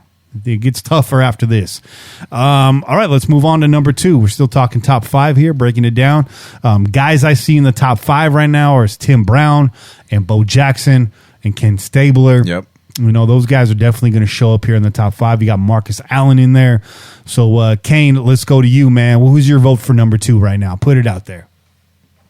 I might have to say Cliff Branch, just due to the fact that he was in all 3 Super Bowls. There you go. Wow, that's a good one. You know what I'm saying? Been a Raider till he died. Rest in peace. Yeah, So yeah. I'm going Cliff Branch. And also needs to be elected in the Hall of Fame. That's it. Fuck you, NFL. That's it. Yep. Is there any You're disagreement? in our Hall of Fame, Cliff. Absolutely. And Tom. Respect. You're in the Raider Hall of Fame for sure, without a doubt. Without a doubt. That reasoning is alone right there, dude. Yep. The All right. 3 Super Bowls. I mean, that's enough. No disagreement from the panel here in Nope. the Crow's Nest. Nope. Cliff Branch, you get that number 2. All right, here we go. It's starting to get tight. You got 3 more left on the top 5 in this bracket. I'm going to go ahead and say, for me, it's between Bo Jackson and Tim Brown, but, there's only one guy with the nickname Mr. Raider. And so when we go in top 3, my vote here is for Tim Brown. I like that. For me, it'd be between the Snake and Tim Brown. That's a good call too. Yeah, I was gonna say the Snake. Yeah, I was gonna say Kenny Stabler. Yeah, before Tim Brown. Yeah, so I guess my argument for Brown is he never won Brown never won a championship with the Raiders, but he played through so many disgusting seasons with this team. Yep. And still produced. and produced and proved, that moniker, Mr. Raider. He didn't finish as a Raider. I think that's maybe a mark against him here. But he didn't sign a 1-day contract when he came. He didn't sign I felt like he signed Yeah, he a did. contract He just to did. retire as a Yeah. Raider, bro. Yeah. I mean, he He went to did. fucking He Buccaneers, bro. Come on now. We know that he just went there because he wasn't ready to give up the game. Yeah. And he went over with John just Yeah. to spend that last year, right? Yeah. I don't hold that shit To against get him. that 100 touchdown. Yeah, man. He left the Raiders with 99 or Yeah. something like that, Yeah, or 97 or that's something. Right. That's Really? right. Really? So, Did he get the 100 touchdown with Tampa yeah, Bay? he got it in Oakland. He got it in Oakland in a Tampa Bay uniform. Wow. Oh, yeah, that's right. I remember that. That's crazy. I was at that game. Yeah. Yeah, that's right. That's Because I remember really they good. made a whole big thing about that. Like, oh, yeah, he's finally going to get it in Oakland, but he's not going to be wearing the uniform. Damn. That's good knowledge. But man. but it was deserved. Yeah. Right? It was well deserved. And listen, Tim Brown will never be thought of as anything but a fucking Raider, bro. Come on now. Yeah. Like you said, how many fucking quarterbacks did he have to play with? Yeah. We talk about Derek Carr and how many fucking coaches and how many fucking schemes and how many receivers he's had. What about Tim Brown? Yeah. What about Tim Brown? How many fucking quarterbacks did he have to go through? How many coaches did he have to go through? That's like a phone and book. still perform, bro. That's like a phone book and full of still names. was one of the top receivers in the fucking game. Get out of here, bro. So I'm going to yield to you guys. I'm not going to put Tim Brown at the number 3 slot. I'm going to say Ken Stabler here. Looking at the trend of this top 5 list right now as we go through these 16 names, you got 2 guys that should be in the Hall of Fame. It makes sense to put a guy that is in the Hall of Fame right behind him in Ken Stabler. Yeah. Yep. Right? He Absolutely. No, I have no. But I think Tim Brown has to follow that. He's right behind him. He's got to follow that. No, he's not right behind him. Okay. He's not right behind Who you them got? guys. I got Marcus Allen. Marcus Ooh. Allen won a Super Bowl. It's true. Marcus Allen was riding with the night. I don't know, man. whole I, Washington team He was was. He was. following It's him Super to Bowl the end MVP, zone. right? Cliff Branch Super followed Bowl him into the MVP. end zone. These is memories. These is things you got to remember. Tim Brown didn't have no really memories like that you could just be like highlight reel, like be like for life. You know bro. what I'm saying? But he did though. Even though he didn't win championships, he did have fucking memories. You have a Tim Brown that's fucking hadn't returned fucking punts in fucking forever, taking one of the But that fucking wasn't house, in a bro. Super Bowl. But I know, bro. But that is still fucking memories. You're saying that he doesn't have the memory. There's a lot of memories. Of for Tim me, Brown, we're talking bro. about He fucking killed the Denver Broncos. Denver Bronco fans talk about fucking Tim Brown all the time, bro. Like he that almost became a motherfucker Denver killed him. Bronco for a hot second. Yeah, he almost did, but he didn't, and he killed him. He kept killing him, kept getting in the end zone. So Marcus Allen's a good call. I swore you were going to go Bo Jackson there because last week you were telling us Bo Jackson. When I start thinking about Super Bowls and achievements and accolades and everything with players, I hear you. I'm judging. I'm going on the Super Bowls. But the one big strike against Marcus Allen for me personally is that he shunned the Raiders, man. Yeah. Well, the Raiders shunned him. Yeah, they did, but I mean, That was a tug of war. Al Davis shunned him. But I see where you're going, Bobby. You're talking about seeing Marcus Allen in the Chiefs uniform. That's what you're and talking not only about. that, but he also like he was all about that.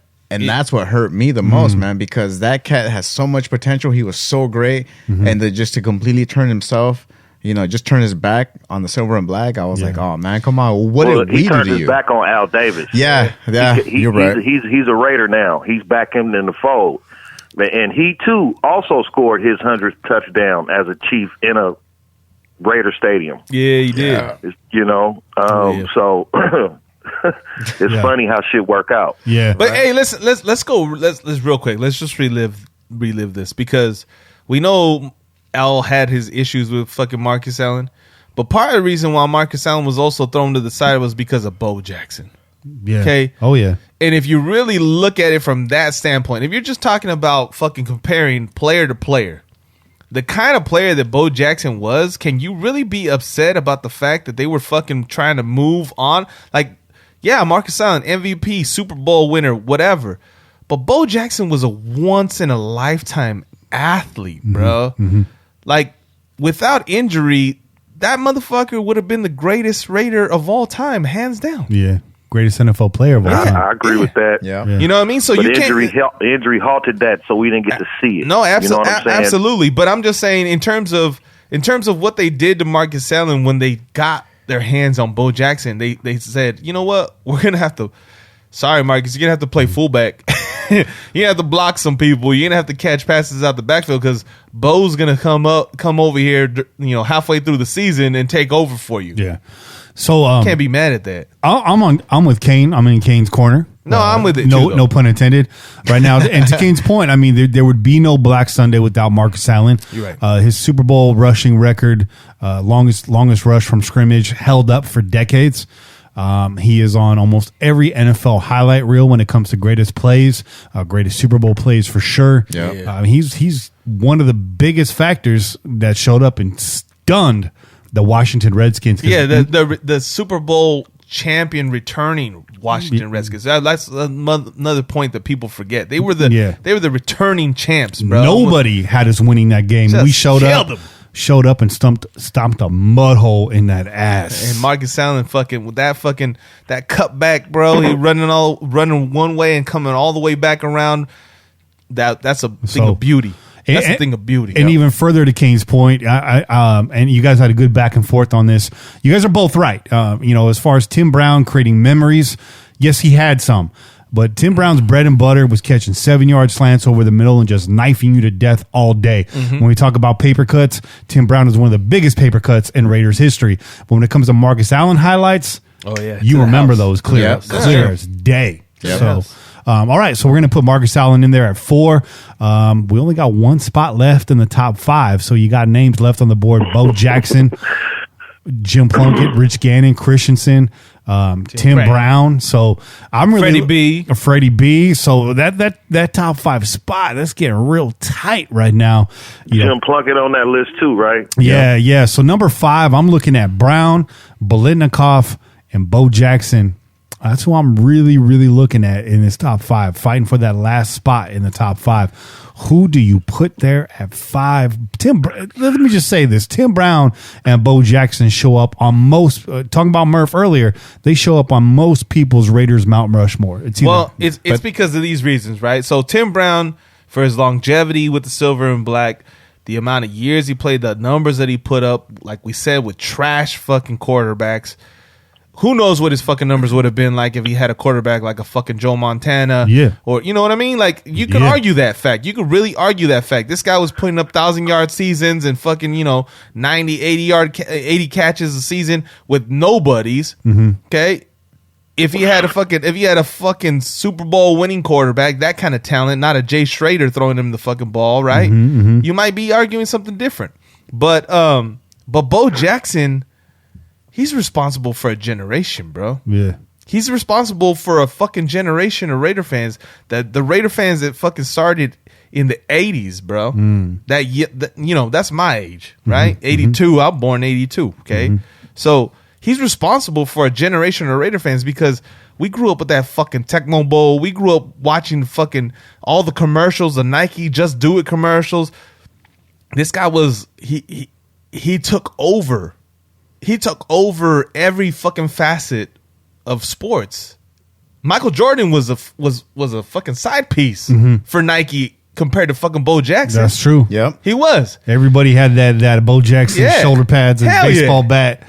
Yeah, Michael Jordan was a side piece. Yeah. They were like, yeah, you're pretty good, but this motherfucker over here plays baseball and football. 9 games a season, dog. And he's murking people. Yo, I've been a wiffle bat like that, dog. Yeah. So to piggyback on your point, Che, about defining an era of Raider fans, let me put it to the panel like this.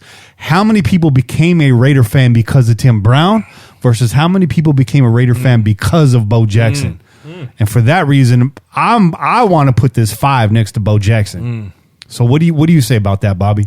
Honestly, that's a very good way of saying it, man, because that's who brought me into the fold. It was all about Bo Jackson because of those highlight reels, because of that power that you saw, man. And he really was out there a lot more. Yes, it may have been marketing that was trying to sell that image of Bo Jackson and not the Raiders, but honestly, like that, we have to include everything into this, not just the stats, but how many people know the player within the nation as well as outside of the nation, and that's a big thing as well, man, because we're all about the Raider Nation worldwide, right? And it's and now we have our capital, which is Vegas. But I mean, that's who brought you into the fold, and that's what it always has been. Right. And a lot of for us cats in the '80s always has been Bo Jackson, man. Right. Hey, your boy the good dogs in the chat talking about pro stars. You guys remember pro stars? Yeah.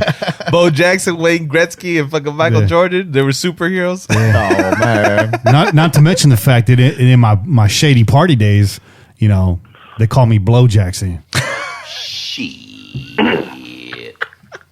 You know what I mean? Well, then that's it. That's it, man. Go ahead and put the fucking 5 That's next a 5 right there. That's a certified 5. Y'all just go. So both. Hold on. What do you think? What do you think, Kane? Is Bo Jackson at 5? At 5. I mean, last week, bro. Just to say, last week you said Bo Jackson's the greatest Raider of all time. But and once week, again, I'm gonna have to say Jim Plunkett. Okay. Jim Plunkett. No, I'm not mad at that. 2 Super Bowls. Should be in the Hall of Fame. Yeah. Right up there with those top 4. Now, I don't disagree with that because growing up, Jim Plunkett was my favorite player. He's a Bay Area guy, won 2 Super Bowls. But you look at those Super Bowl teams, you look at the defenses they had, and you look at the fact that he was also playing with Marcus Allen. Yeah. So how much of that happens without Marcus Allen as well? And that's no disrespect to Jim Plunkett, but also to your point on the previous conversation and Cliff Branch. And Cliff Branch, the previous point we were just making, you had said, as far as memorable plays, and not to say that Jim Plunkett doesn't have those. He took the very first wild card team ever to a Super Bowl victory, and he did so coming off the bench behind Dan Pastorini, right? Yep. But when you put his highlight reel up against Bo Jackson and memorable moments, talking about memorable moments, I'm going to say Bo Jackson, that Brian Bosworth play alone. Man. It's a fucking commercial now, bro. Right? They made a fucking Kia commercial. Was it a Kia commercial? Yeah, a Sorrento? it A Kia Sorrento fucking commercial? So I think that the suggestion to put Plunkett there at 5 is a ballsy suggestion, and it's one I respect a lot because I really feel that Jim Plunkett gets overlooked way too much by Raider Nation. Yeah. I have a lot of respect for that dude. It was not pretty when he played. We talk about Rich Gannon. Before Rich Gannon, there was Jim Plunkett. Yeah. Jim Plunkett, he was a blue collar player. He packed his lunch pail and he came to work. It did not look pretty, but he got the damn job done. Yep. But I'm still going to say Bo Jackson. He is an icon in sports history that transcends his time with the Raiders. Yeah. And he never played for the Patriots, and he never played for the 49ers.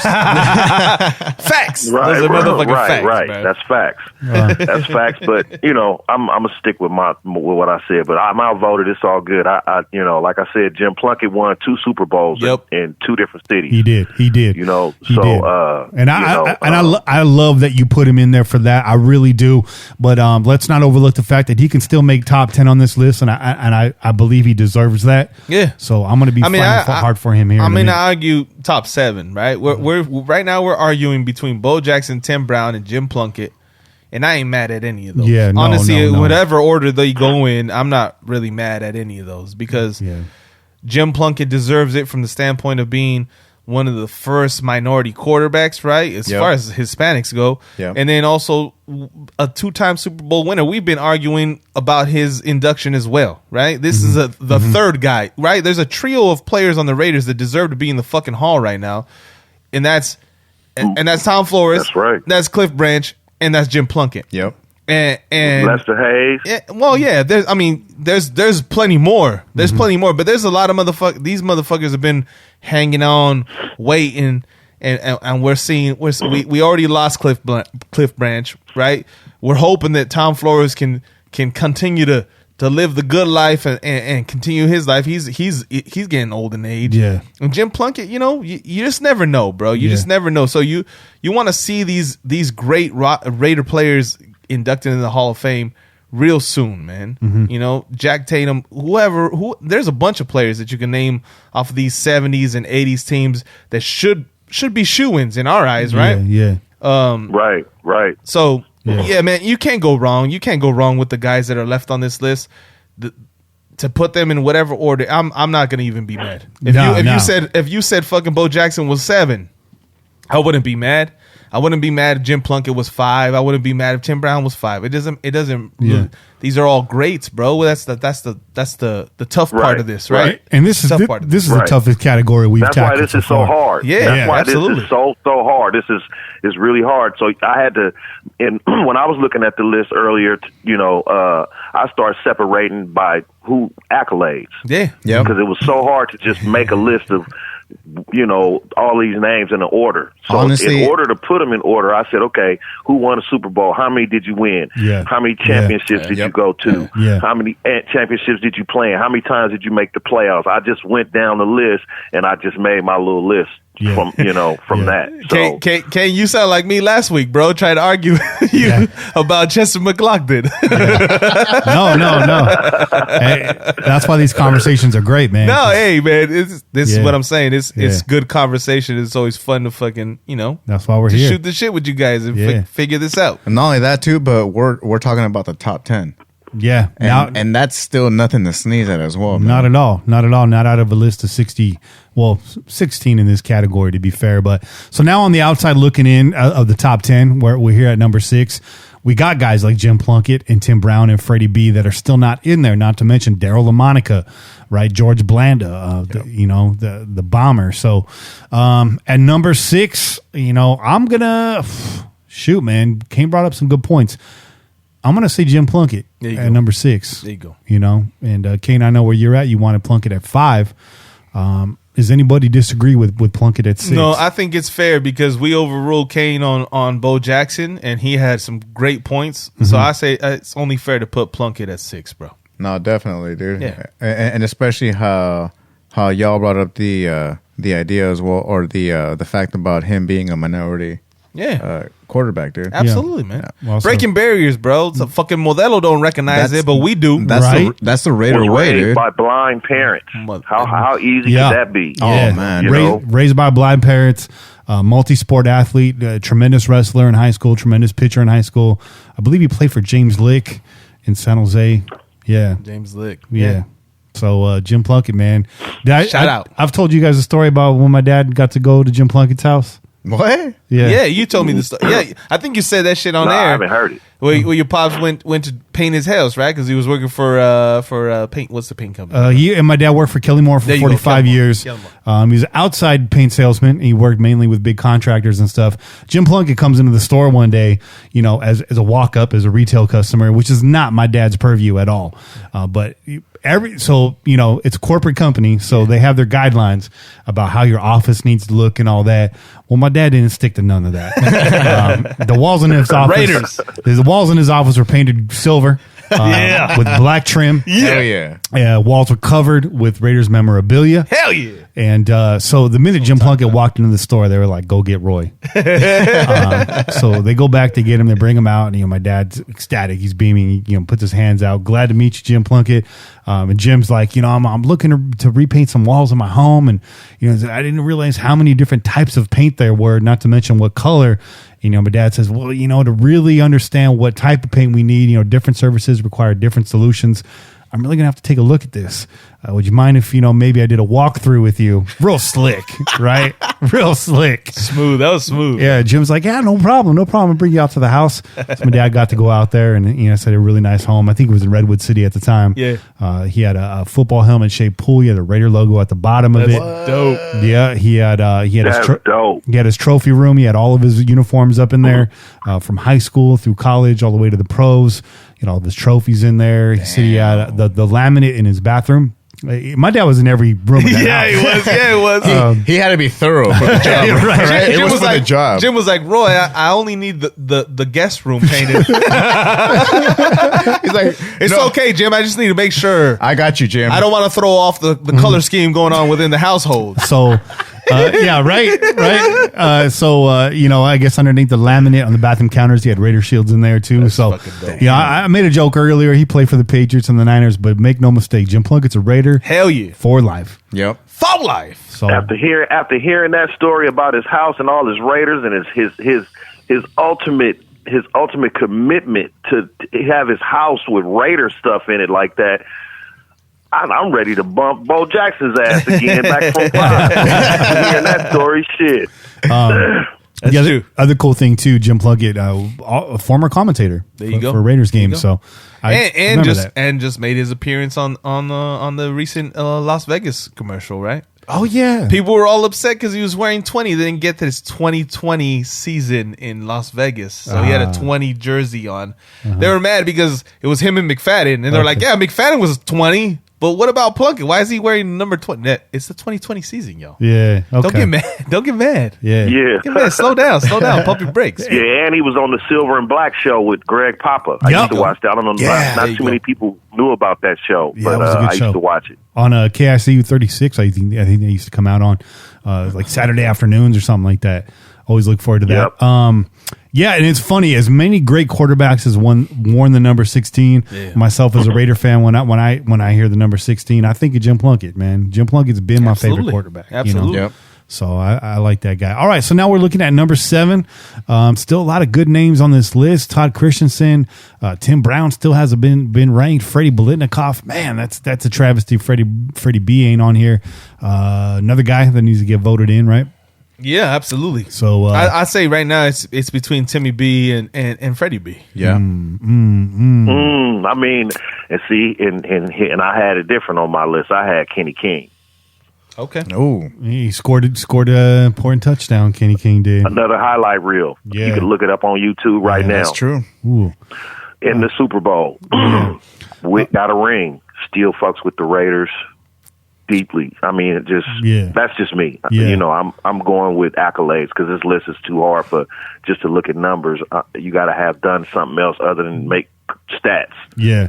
Stats come and they count, but what did they do as far as your accolades? Did you win a Super Bowl from it? Did you probably made many Pro Bowls, but really what you play this game for ultimately is to win a championship. Yeah. And if you didn't do that, then you didn't succeed in your goal, in my opinion. Right. And Freddie B did so. There you go. And That's why I say that's why I'm kind of leaning towards Freddie B right now. And it's hard to think of the Raiders of yesteryear without picturing Freddie B with that stringy hair, all sweated out, the tape on the arms and the hands, blood stains on the tape. Yeah, just his Super Bowl highlight touchdown run where he looked all awkward running down the field.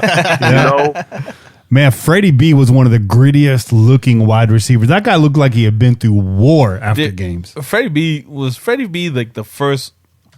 Was he the first of the white wide receivers though? The first of the real mainstay white wide receivers. Ones, yeah, that's what I'm saying. The first of the mainstay, greats. right? Mainstay, memorable white guy receivers. Yeah. Bro.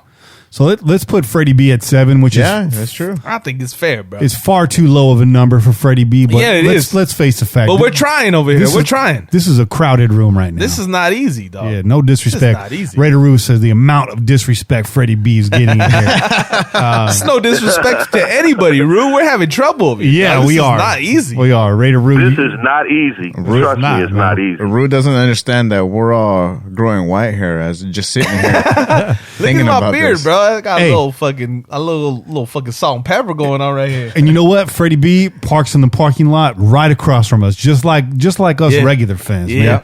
Seen him getting out with his entourage a couple times. Got a chance to shake that man's hand this year. That's right, yo. He puts on his I pants got a one leg picture at a with him when I time. caught him getting out the car. And I'll tell you this. Yeah. I'll tell you this. As far as I got a chance to hang with Kane at the Ricky's party with John Gruden. There was legends all over the place. And Kane was like, I've met a lot of these cats before. I'm not really into getting my picture taken with just anybody. So the fact that Kane took a selfie with Freddie B tells me that's how much, Kane, who I look up to as far as when it comes to this generation of Raiders players, that's how much Freddie B means to Kane is I need to get a picture taken with this dude. There you go. And of course, Kane and I got a picture taken with Lester Hayes too, which was real cool. Nice.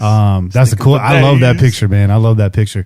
Yeah. So let's put Freddie B there at 7. Again, far too low for Freddie B, but Freddie, you're in the top 10. So you're going to get probably a favorable matchup there at number 7. Right. So let's go to number 8, Tim Brown. We've been talking about since for the last 3 episodes. I think you got to go Timmy. Brown. So I think that'll actually put Freddie B and Tim Brown in the bracket against each other, which is going to be a hell of a conversation. That's going to be interesting. And I want that. Of course, we put Brown at 8. That means somebody else that also deserves to be at 8 or possibly even 5 isn't going to be there. But that doesn't matter because the tournament hasn't started yet. Can we put Tim Brown at number 8? Raider Kane, what do you say about that? Yeah, because he did make the Hall of Fame, and all those other guys that we named on the list didn't. So that does stand out. So that's an accolade that I appreciate, when a player makes the Hall of Fame, especially for my team. Yeah. So, yeah, I agree with that. If the Raiders had managed to assemble a team around Tim Brown, like some of these other names that we've mentioned, there's no doubt in my mind Tim Brown would have gotten a Super Bowl. He would have hosted the Lombardi Trophy, and more than likely could have been a Super Bowl MVP with the way he played and how integral Tim Brown was in all the different offenses he played in. Absolutely, man. Yeah. You know, I mean, when we had John Kingdon on, he talked about, you know, the misstep we had in drafting Todd Marinovich over Brett Favre. Imagine if Brett Favre played with Tim Brown, bro. Dude. Fuck. Damn. Goddamn. Damn. God damn it anyways. Anyways. I know. Wow, that's unimaginable. Damn. We probably have at least 2 more Super Bowls by now, Right. or we might not have. I don't. Who knows? We've been so dysfunctional. I don't know if Brett Favre would. You Yeah. know, Yeah. True. I mean, Yeah. hey, Brett Favre didn't pan out with Atlanta, bro. He was drafted by the Falcons, and he ended up in Green Bay. So that's a good point. Yeah, who knows? You know what happens when if he lands in the hot mess that we were in at that time? Yeah, it's true. But yeah, it's still a good point. Still a good point. So we got 2 slots left in the top 10. Let me reset the names left on this list. This is going to be tough. Rich Gannon is in there. Todd Christensen. Ooh, Todd Christensen, boy. Mark Van Sweet Egan. feet, bro. Todd Christensen had the sweet feet. Sweet feet. Mark Van Egan is a dark horse here. Daryl LaMonica. Ooh. Kenny King. Charlie Garner, who I don't know that belongs in the top 10. Exciting player, not there. Derek Carr and George Blanda, a guy that played maybe longer than any Raider player in history. I'd have to check the facts on that one. But George Blanda played. When did George Blanda retire? He was what? 47 later? He was old as fuck, right? He was gray haired, fucking wrinkly face, bro. He was an old dude. That's one, and especially back in the days, right? Like 40 was like you were 70. Oh, 40 wasn't 48. Yeah, he played 26 seasons. Look at that face, bro. That don't look like no 40-year-old, bro. That looks like he's at least 75, bro. Well, he probably smoked cigarettes. That's Hell yeah, he did. Fucking cigars. He smoked all the cigarettes, dog. Yeah, he was drinking all the liquor, smoking all the cigarettes. I think back then you could smoke cigarettes on the sideline. That's exactly what the fuck he was doing, dog. Shit. I'm gonna put it in for George Blanda right here at number 8. I'm gonna kind of throw a curveball at you guys. I'm gonna say 26 seasons in the NFL, played to the age of 48, played both kicker and quarterback. Yeah. George Blanda, that's my vote here at number 8. And for a while, he was the all-time leader in points, right? Oh, for sure. I mean, playing those 2 positions, you better be. Talk about players that left it out all on the field. I mean, especially at that time, they didn't have the technology, the medical, treatment wasn't the same. Blanda, man, he gave up years of his life to play in the NFL, and that's damn. You can't argue that. So I was gonna say the Mad Bomber, dude, but is Jim Otto on this list? No, that's the big nasties, bro. We did that last week. We ranked him. Jim Otto ranked. First week. Yeah, Jim Otto ranked number 1 in that category. Yep. So Jim Otto, okay. He was there. Yeah, he got his due. So, you're talking about Gannon, Christensen, Egan, LaMonica, King, Garner, Derek Carr, and George Blanda. My vote's for Blanda. I won't be mad if you guys disagree. I'm just throwing out there right now. I'm not going to disagree. Let's go Blanda, bro. I'm going Gannon. Ooh, Rich Gannon. I mean, I like that too, man. I'm not mad at fucking Gannon. Yo. Two MVPs, went to the Super Bowl and made a fool of himself because the coach we got right now, but he did make it. Yeah. Had 3 wonderful seasons that you still think about today. That's all you holding on to as a Raider fan right now. Exactly. If you grew up in that era, those years are what you're holding on. You're still talking about the Snow Bowl today. Mm-hmm. You're still talking about the Super Bowl with John Gruden. You're still talking about Tim Brown, Rich Gannon, Jerry Rice. That's everybody talks about that. You're still talking about Tony Saragusa's fat ass too. Yeah. You could do a Twitter search on Rich Gannon tonight, and you will see tweets posted in the last 5 minutes. Yep. I guarantee you. And I'll probably post a fucking tweet later on with a fucking gif of him saying, put some respect on my name. To Derek Carr. You got people out here saying, oh, Rich Gannon only won 1 cold season, 1 cold game in the cold weather. Actually, he won 2. We got snubbed in the Snow Bowl. There you go. There you go. He only won 1, and they saying, oh, Carr only won 1. So you getting people comparing this is 20 years ago, and this dude is still being talked about. Mm-hmm. This is all you remember. Yeah. So I got to go Rich Gannon. Ooh, that's a hot take right there. That's a hot take. That's a good one, though. That's a hot take. That's a fucking fantastic take. And you know what? I'm not gonna be mad either one, bro. Mm-hmm. So I'm good, Bobby. You could be the the deciding factor here. You can be the tiebreaker, bro. I don't know, man. I'm still kind of. I'm good either one. I'm good Blanda. I'm good Gannon. I'm still lightweight. That's Rich, the jukebox Cannon Gannon, bro. Okay, that's me and my brother used to sit down, watch Raider games. We'd be like, "Fucking Rich, the jukebox Cannon, bro." That was our nickname because he could run, he could juke your ass, and he could hit that fucking pass from any angle, bro. Mm-hmm.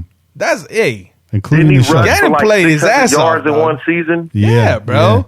And he In should his have. MVP year. And Derek Carr will never rush for 600 yards in a season. Never. And in John Gruden offense, mind you. Now, this is what Homeboy said earlier. I really liked how he broke down Carr and John Gruden's offense. And Carr doesn't have that fire to go back to the sideline and be like, motherfucker, I hear what you're saying, but I'm finna do some shit my damn self, too. No. Whatever Gannon and Gruden did together, they made magic. Gannon wasn't scared to fight back. Hell no. This dude is scared to fight back. I like that, the way he broke that shit down. He's too busy trying to be liked by everybody, bro. So- He's too busy trying to be nice and shit. Yeah. Gannon didn't give Khalil a Mack fuck. is my best friend. Antonio Brown is my best friend. Man, get the fuck out of here. Antonio Brown just dissed your fucking organization, and that's your best friend? Antonio Brown That's not fucking my said. quarterback. Antonio Brown fucking went out and said, "I'll buy fucking Derek Carr's house in Las Vegas." So, really quick, I'm just saying. before Bobby I ain't gonna be cool with Bobby weighs in here, and this is no disrespect to anybody here, but we're talking about the greatest Raiders of all time. Exactly. Right now, we're talking about the top 10 playmakers in Raider history on offense. Rich Gannon played 3 years for this team. He did great things in those 3 years.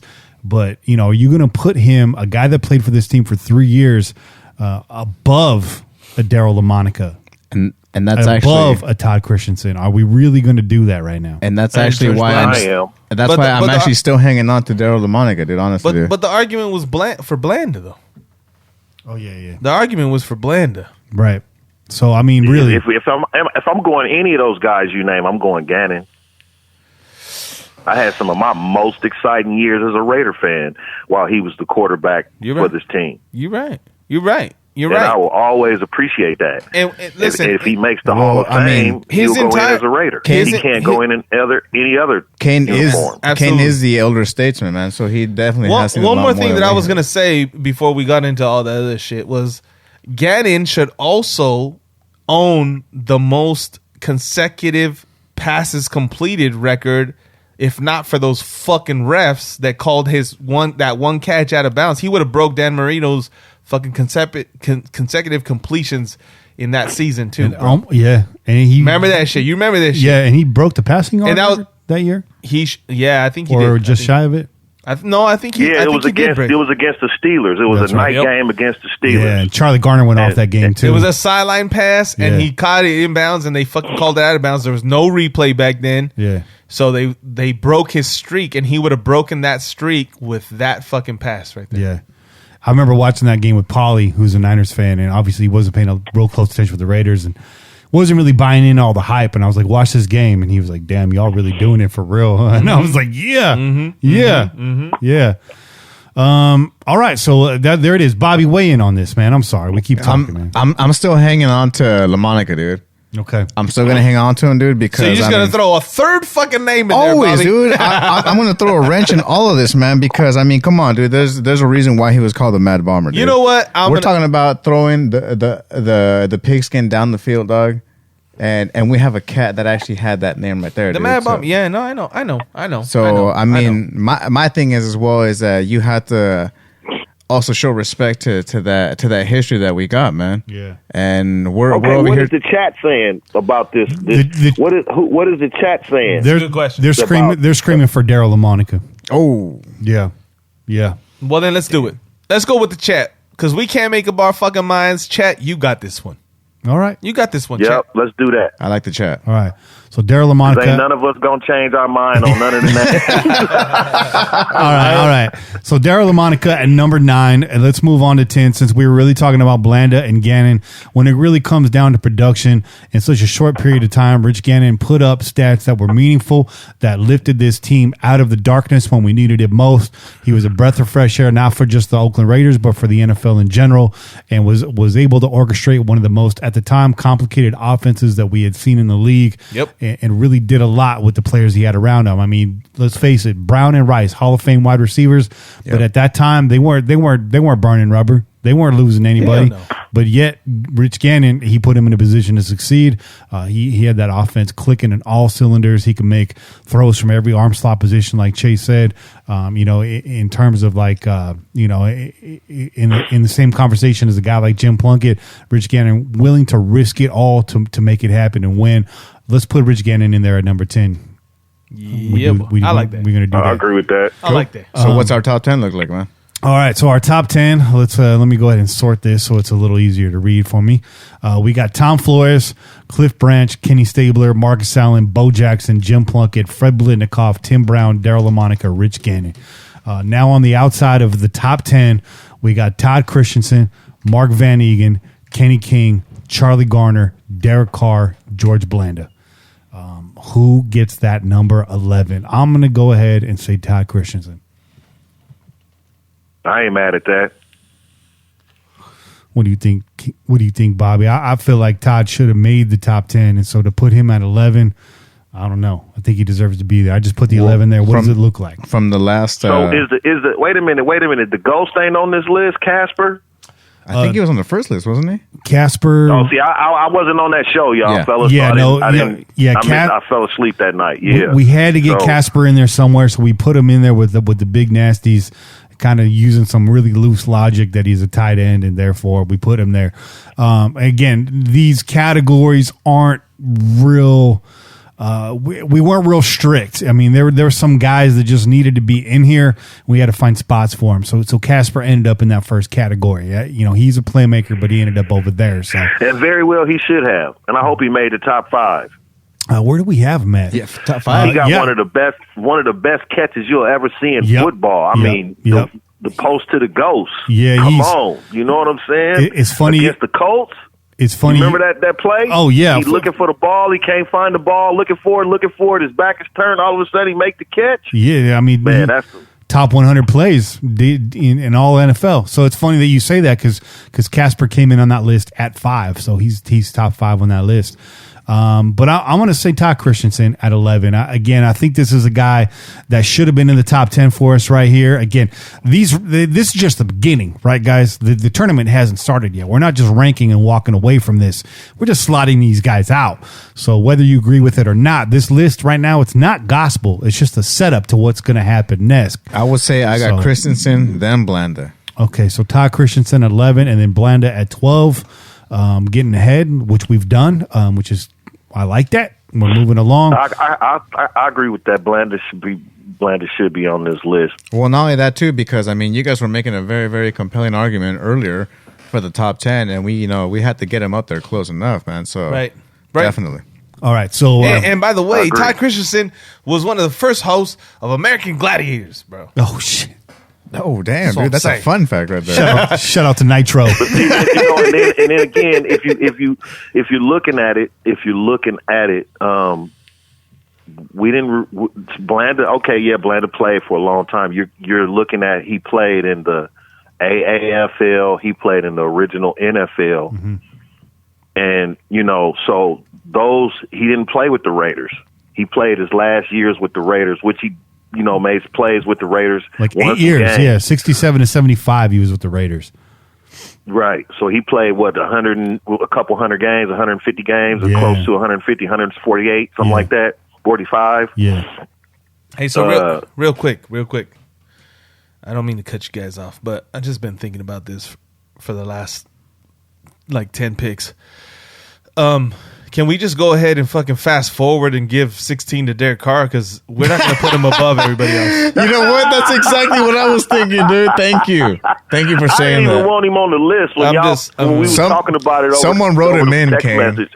I thought it should have been Napoleon Kaufman. Kane, it was either Carr or it was fucking Pryor. No, so Kaufman. Kaufman, not Pryor. Oh, my bad. Sorry, but Tyrell Pryor is not gonna fucking get on this list after one 99-yard run, bro. That's all that motherfucker did. But someone wrote his name. In my opinion, Derek Carr owns 2 Raider passing records. Yeah, man. Regardless of how we're feeling about him, and we're not fucking Derek Carr haters over here either. But on this list, Derek Carr, I'm sorry, bro.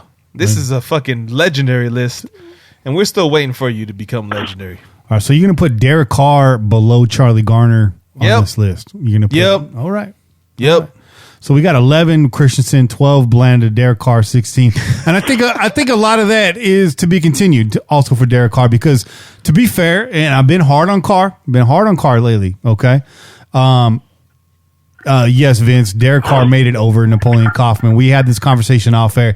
While Kaufman was a fan favorite, when you really look at the accolades and you really look what players did, Derek Carr came in, much like Rich Gannon, came into this organization during a very dark time, right, and gave this fan base hope. So much so that it's the number one polarizing figure in Raider Nation right now. Did he give you hope? Or did he give you one good season? He gave you he gave you hope with one good season, bro. There it is. He gave you hope for one good season. He gave you hope he gave you one good season, man. He didn't give you hope. And down the stretch, are you still hoping? But listen, real quick. Stop. Are you still hoping? Stop. No, but we're not talking about that right now. I already said. I'm just saying. All right.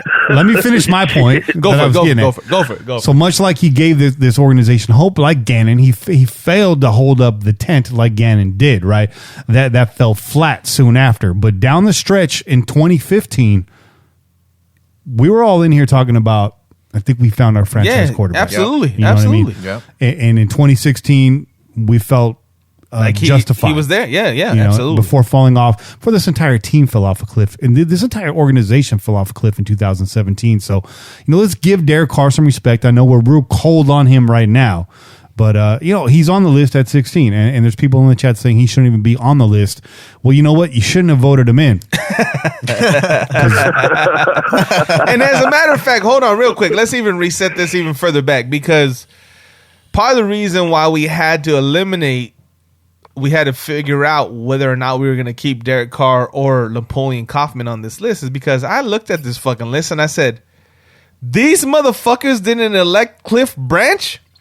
Yep. Some of y'all were being real fucking funny, throwing out AB and all these other Jamarcus Russell. all these other scumbags. You guys thought you guys were being funny, throwing out these fucking votes for shit ass players, and you fucking forgot to elect one of the greatest Raiders of all time. And you're lucky that I fucking overlooked this list, and I said, what the fuck happened? Straight out. Proofreading the list, he should have been with the big nasty. That's what I'm saying. Hey, man. In my opinion. I'm just saying, dog. Is y'all the lucky, only Raider bro. to play in all 3 Super Bowls. I'm lucky, man. Yeah. Shit. All right, so let's fill this in. We got lucky number 13 up next. You got Mark Van Egan, Kenny King, Charlie Garner. I want to give the 13 to Kenny King right here. He caught a very important first touchdown in the Super Bowl. Got that game rolling. Kenny King comes out, catches that ball out of the backfield. The Eagles don't know what hit them. They're like, Kenny King? We were not prepared for that. Yep. So I'm going to put Kenny King at 13. Are you guys cool with that? Yeah. I got it. I'm down with that. All right. And then I want to put Mark Van Egan at 14 because that dude was a bruiser. That guy played with physicality. Again, another Raider name that's been I met him when I was like 8 years old. Tell me about that experience. The Raiders used to play the 49ers in a basketball game for the local fans. I remember that. We used to have book sales and shit like that at the school to win tickets to that game, and I sold the most books because my grandfather was a Raider fan, so he took all the tickets to work, sold all the tickets at work, and I got tickets to that game, and my grandfather took me in, and after the game, I met Mark Van Egan, and some other players. It wasn't really really famous, popular, but he was one of the players that that you recognize that I met. I can't remember the other guys. I met quite a few of them, but he was the one that stands out. Yeah, so it was pretty cool. That is cool. I got Swerve and Mervin's autograph. You guys don't remember the Raiders and the 49ers used to play games every year? Yeah, I'm just saying that's how I got Swerve and Mervin's autograph is at one of those games. They played right here at Gilroy High School. Hell yeah. That's dope. Did you streak? I did not streak. No, I did not streak. No, and Mervin was fully clothed when he signed that piece of paper. So yeah. Hey, sorry, Blitz Chick. I know that's a sensitive For a topic. long time, he was my favorite Raider. Yeah. So I definitely he should be next. Yeah, just even for just those memories I got from that as a kid. Just so you know, we asked the hard questions over here. Yeah. So Mark Van Eegen at 14, which places Charlie Garner at 15 and Derek Carr rounding out that list at 16. So that's what it is right now. Let's read through the list in order, and then I'll set this bracket, and I'll let these guys talk to you, and we'll preview the matchups that are coming. So Tom Flores, Cliff Branch, Kenny Stabler, Marcus Allen, Bo Jackson. Stop right there. That is a squad. Jim Plunkett, Freddie B, Tim Brown, Daryl LaMonica, Rich Gannon. And then rounding it out, Todd Christensen, George Blanda, Kenny King, Mark Van Eegen, Charlie Garner, and Derek Carr. That is very strong. Before I get off of this right now and put these guys into the bracket itself, let me preview next week's list so we get you guys thinking about that. Talking about that. Next week's list is defensive playmakers. And then some. We got some randoms in here for sure. This is probably the most random category we have. But you gotta bear with us because we had to find a place for some of these guys. Yeah. We couldn't leave them off the list completely. So Nnamdi Asomugha, there's no particular order. Nnamdi Asomugha, Sebastian Janikowski, obviously not a defensive playmaker, but needs to be on this list. Skip Thomas, Willie Brown, the great Charles Woodson, Mike Haynes, George Atkinson. This is a controversial one. Bill Romanowski didn't play very long for the team, but definitely a Raider by nature. Eric Allen is on this list. Also, another guy didn't play long for us, but played his heart out. Shane Leckler, the great Ron Wolf, who y'all left off this list. I had to add him in my damn self. Jack Tatum, who's probably my favorite Raider of all time. Lester Hayes, Ray Guy, and Eric Turner. And for some reason, actually looking at this right now, Che, Cliff Branch was in there. So I got to take him out because we found a place for him. And the guy I want to put in over here who does not belong, unless I'm wrong, unless you want me to not put him in there, is Don Mosbar. This is a guy that the chat's been clamoring for. Yeah, that's true. He did not get voted in. So right now I'm penciling him in here unless you guys change my mind. And then Eric Turner rounding out that list. There's going to be some names that we missed. This last week is your final chance to lobby for a guy to make this list and boot somebody out. There's guys that can get exited from this list. Eric Turner, rest in peace, could not make this list. Eric Allen could possibly not be in this list. Oh, man. Bill Romanowski could possibly not be in this list. If you guys give us some names better than those names, we will pencil them in. Well, I'll make an exception because this category is so random. Okay, I just put Don Mosbar in there because for some reason Cliff Branch ended up over there. But so once again, Did Larry Brown make the list? Larry Brown did not make the list. You can talk to John Gruden about that. You know who I'm talking about. Don't play. Yeah. No, I know. So that's the list right now. I'll tweet this out earlier than I did with today's list. I put that out today. I'll put this list out tomorrow so you guys can talk about it and tell us what's wrong and what's right with it, and lobby for some new candidates. Real quick, because your boy Kane was on here last week and he was talking about Terry McDaniel. Is there somebody? That's right. Is there somebody on that list that we would want to take off for Terry McDaniel? Let's do that right now. Yeah, that's what I'm saying. Go through the list again. Go through it one more time. I can give you a few names that shouldn't be on there. I'll give it to you right now. Here we go. Nnamdi Asomugha, Sebastian Janikowski, Skip Thomas, Willie Brown, Charles Woodson, Mike Haynes, George Atkinson, Bill Romanowski, Eric Allen, Shane Leckler, Ron Wolf, Jack Tatum, Lester Hayes, Ray Guy, Don Mosbar, and Eric Turner. If I had to take somebody off, it'd probably be Mosbar or Turner. It sounds like they barely made the list. If I was going, I'd take Turner off. I think Terry McDaniel should be on that list. I watched a lot of LA Raider football in my 20s, early 20s, and he was pretty tight. You know what I'm saying? Yeah. Pretty solid. As one of the most solid, because we had James Trapp and Terry McDaniel. I just think going back to the Al Davis years and all of the sick corners we had, that Terry McDaniel was a pretty good cornerback. So we're gonna put him in. Good ones. We're gonna put him in there because you've been lobbying for him. And Raider Rue just texted me and he said the two guys that he would have in there would be Terry McDaniel and Van McElroy. which is a good pull. That's also a good pull. Ooh, Van McElroy, he went deep. He went hard, huh? Yeah. Yeah. I gotta put. We used to. Yeah. So Van McElroy got to be on that list. we're in agreement, right? Turner for McDaniel. Yeah. You Right? Yeah. You got access to that over there, right? Yeah, I think we gotta put. And then what? Mosbar for McElroy. I don't know about that. No, I think Mose Bar's got to stick. I think he's got to stick. I know Mosbar was a center for 20 years after what? He came after what? Otto. Yeah. Or it was a little bit of, it was a period, like what, 5-6 years in between. Then we got Mosbar, and he rolled with us for like 15 years. I think Mose Bar came right after Otto, but I could be wrong on that. I could be very wrong on that. I think he came after Otto. I could have He was sworn pretty solid. Mosbar was rolling with us into the 90s, bro. Or like at least late 80s. He was here for like 20 he was years. there for a while. That's why. Yeah, because I think Barrett Robbins was only like the fourth center in Raider history at that point. That sounds about right. I mean, just for that reason alone, right? For that kind of longevity. Because we already know that the center position doesn't get the accolades, doesn't get the fucking recognition that it deserves. For somebody to fucking play for 20 years? Yeah. I mean, that's I think he won a Super Bowl too in '84. There you go. That's and an he wasn't accolade a in kicker, itself. dude. Because normally people that stick around that long are like, kickers or punters or whatever. Right. So Actually, centers do play. Centers can give you 20 years. What's the Jets center that just retired a couple years ago? He played for like 20 years.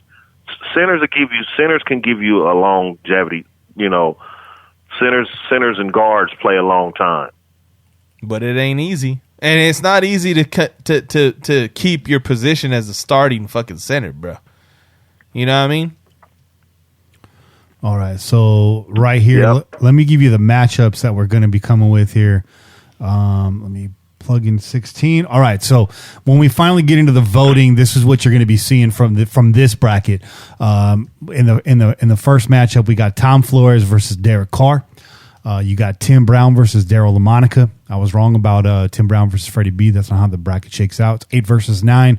So Tim Brown versus Daryl LaMonica, Bo Jackson versus George Blanda, Marcus Allen versus Kenny King, Jim Plunkett versus Todd Christensen. That's a tough one. Kenny Stabler versus Mark Van Egan, Fred Biletnikoff versus Rich Gannon. That's good conversation. Yeah. It seems one-sided, but I think it's a good conversation. And then finally, Marcus Allen versus Kenny King ain't even fair. Yeah, no. and then finally, you got Cliff Branch versus Charlie Garner. That ain't even fair. So, and then, like I said, Cliff Branch versus Charlie Garner. So, as tough as this bracket was to rank, that ain't even fair. No. So, shit. As tough as this bracket was to rank, I think this first round of it's going to pan out pretty quick. It's going to pan out pretty quickly. Yeah. So you're saying Derek Carr isn't going to make it to the next round? Hell, Derek Carr shouldn't make it to. Yeah, well, okay. Anyway, shit. People say,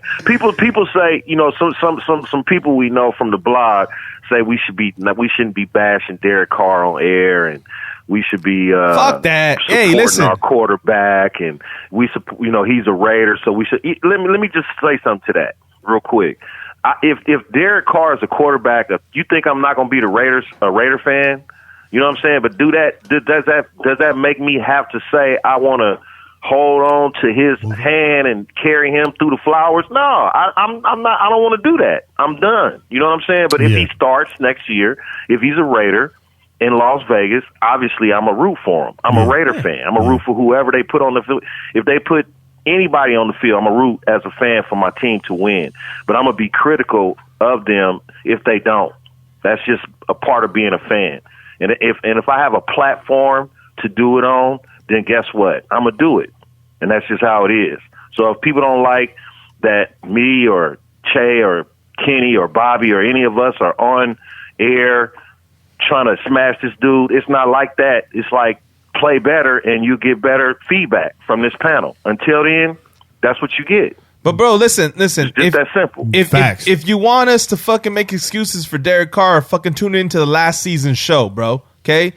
Because we were making excuses for him for the last 2 seasons, 2017, 2018. Yeah. That's all we did. Yeah. Okay? So if you're mad at us for fucking keeping it real with you guys, I don't know what the fuck to tell you. Hey, there's a lot of fucking.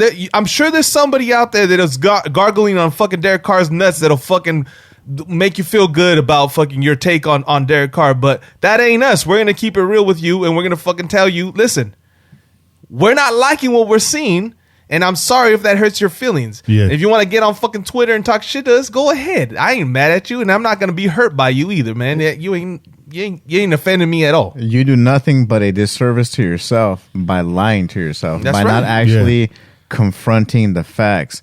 It doesn't mean that you're a hater. It just means that you're a realist.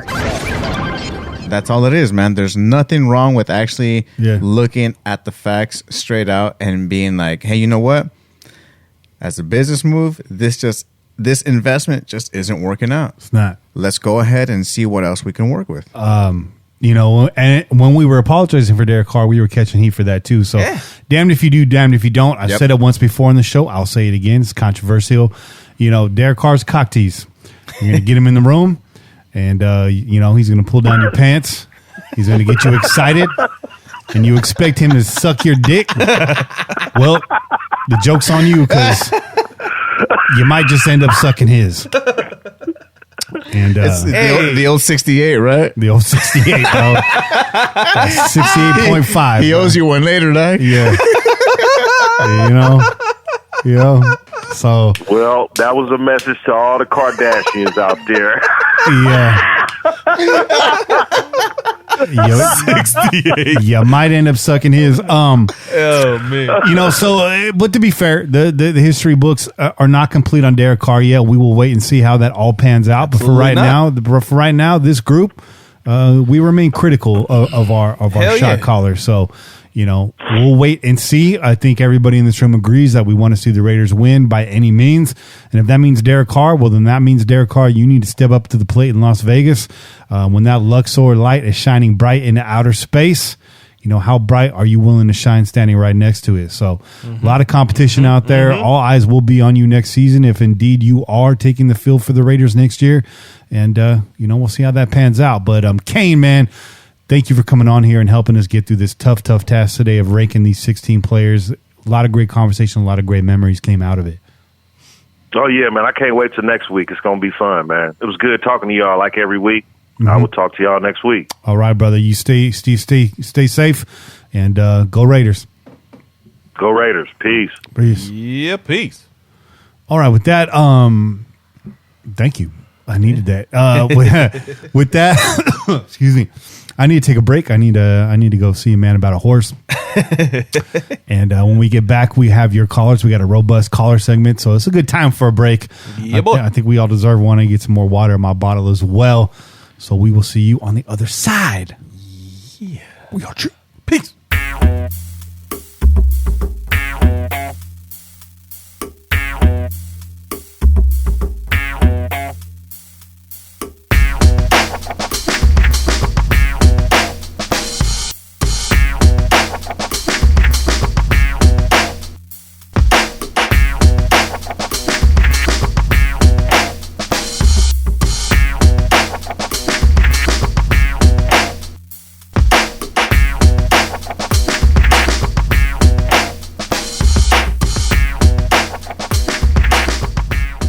Hey, and we're back.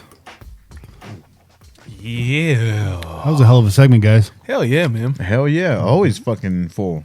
The decisions were made. Yeah. Decisions were made. Like them or not. You guys munching on some snacks? Yeah, man. Good looking out. Yeah, no problem. Those of you on the live stream, if you like the off-topic banter, make sure you turn into the Crow's Nest podcast. It happens occasionally. Yeah. It's not a weekly show. Yeah. It's a special occasion.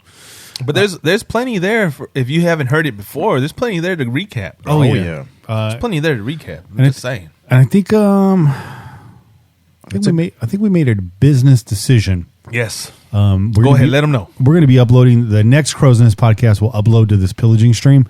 So those of you that have never checked it out before, you will see a different icon. It is a different show. So if for whatever reason you see some extra content pop up in your pillaging stream, give it a chance. I will warn you, it is not safe for work. Very much not safe for work. And it is very much off topic. So if you don't like it, skip it. But give it a chance. Again, I don't know when the next episode's coming, but it's coming. So that show is with myself and Che and Polly, and more than likely Bobby will be joining us as well, as he's been in studio with us for the Pillaging Podcast here for some time. If you haven't noticed, Bobby's on the team, dog. I'm just loitering, bro. I just never left. Like, honestly, it's because you never cleaned the garage, bro. So I just like hid behind that box that you never looked at. Yeah. Which I'm about to go move, because now you know about that box. So I'll have to move to the other side of the corner. Just hide behind the jukebox, bro. Right. Let's go hide behind the jukebox. No, you know what? Behind the pool table. There you go. That pool table ain't moving, neither am I. Shout out to Heidi Steiber, who's actually joined the chat now from the Ladies of Darkness and her new podcast, the Only Nation podcast with Raider Homer. So that's right. Welcome to the fray, Heidi. It's good to see you, sister. Let's get into this caller segment. We got a lot of phone calls lined up here for you guys. Somebody calling from overseas left us 5 voicemails. Ooh, nice. Dedication. Yeah. So let's check it out. Let's start here in the 561 and let's kick it off, man. This is Omar from West Beach. What's up, Kenny? What's up, Che? Bobby? Pillagers? Hope everybody's doing well. This is Omar from the 561 West Palm Beach, representing Raider Nation. Hey, man, just calling to touch base. Got my girl Layla barking in the background like a bitch. Shut up, baby. Listen, real quick, right? I don't know if this whole Derek Carr trolling everybody deal is as bad as it's going to get, but at the end of the day, it doesn't matter. We're going to end up with a quarterback, whether it's Derek Carr or someone else. We have to trust that the brain trust is not going to leave us high and dry with some shitty-ass plan that's not going to get us to a place where we move forward. Hold on, pause that. The bottom line is, I believe our best bet is Carr for at least one more year. Okay, I heard that back end, but we're definitely going to end up with a quarterback, right? I don't think they're going to throw in another position player to run a fucking quarterback. We're definitely going to end up with a quarterback. It's going to be Derek Carr or somebody else. Okay. Maybe a free agent. Maybe a draft pick. Maybe both. We're going to end up with at least 3 quarterbacks, if I'm right. Maybe. It's very possible there's going to be 3 quarterbacks on this team. We know Gruden likes his quarterbacks. He likes to keep as many of them as he can. Yeah. So there's definitely going to be a few here. Could be Nathan Peterman. Yeah, it could be. Could be an XFL player. Yeah. Could be Bobby. Could be Bobby. He do love giving them nicknames out, dog. Peter Man. Glenn On. You know Mike Glennon. No, right. Listen, man. Mike Glennon is a thing of the past, and thank God for that. Neck. And Nathan Peterman, you're pretty close. I don't know what the decision's been made on you yet, but I see your end with the Raiders. The Raiders coming real soon. There will be a quarterback. Shout out to me last preseason lobbying for Glennon to get the number 2 spot. Yeah, shout out. Yeah, we put ourselves on blast here. Lest you think we didn't. I really like Mike Glennon because he's more a prototypical quarterback. Yeah. hey, that neck had a lot to say, dog. That's why it did. He was talking out that neck. Yeah, he almost looked like a fucking Pez dispenser. And hopefully that sets us straight. But if we do go out and get Tom Brady, if we do go out and do this and do that and the other, none of that shit matters. What matters is that the Raiders, the Raider Nation, we're going to have to support it. So everybody get off of your little emotional roller coaster. We're going to have a quarterback, hopefully a winning one. And we got to support the squad, man. That's all right. This bullshit on Twitter, people coming at each other, cursing each other out, second-guessing someone's fandom, that's all fucking bullshit. Either you're a Raider fan or you're not. Right. Shit or get off the pot. Right. I hope you guys have a good weekend. You too. Love y'all. Keep up the good work. Can't wait to listen to the show tonight. Peace out, fellas. Peace. Yeah, peace out, Omar. Hey, you know what? That makes sense now. Shit or get off the pot. Good call, Omar. Yeah, I really put my neck on the line with that Glen intake. I really did. All right, let's go to the 435 here. Hey, what's up, Kenny, Che, Bobby, Pillagers, Raider Roo? Yeah, boy. So calling in my list for the offensive playmakers, and it's another tough one, I thought, and I feel bad that where I got some of the guys down, but it's only do so much. But for me, number 1, Kenny Stabler. 2, Freddie Blitnikoff. 3, Tim Brown. 4 is Cliff Branch, and that one was hard for me because he's only got on this list with 3 Super Bowl rings, and I could have put him over Tim Brown. I think others might, and I won't argue with it, but he's at 4 for me. Marcus Allen at 5.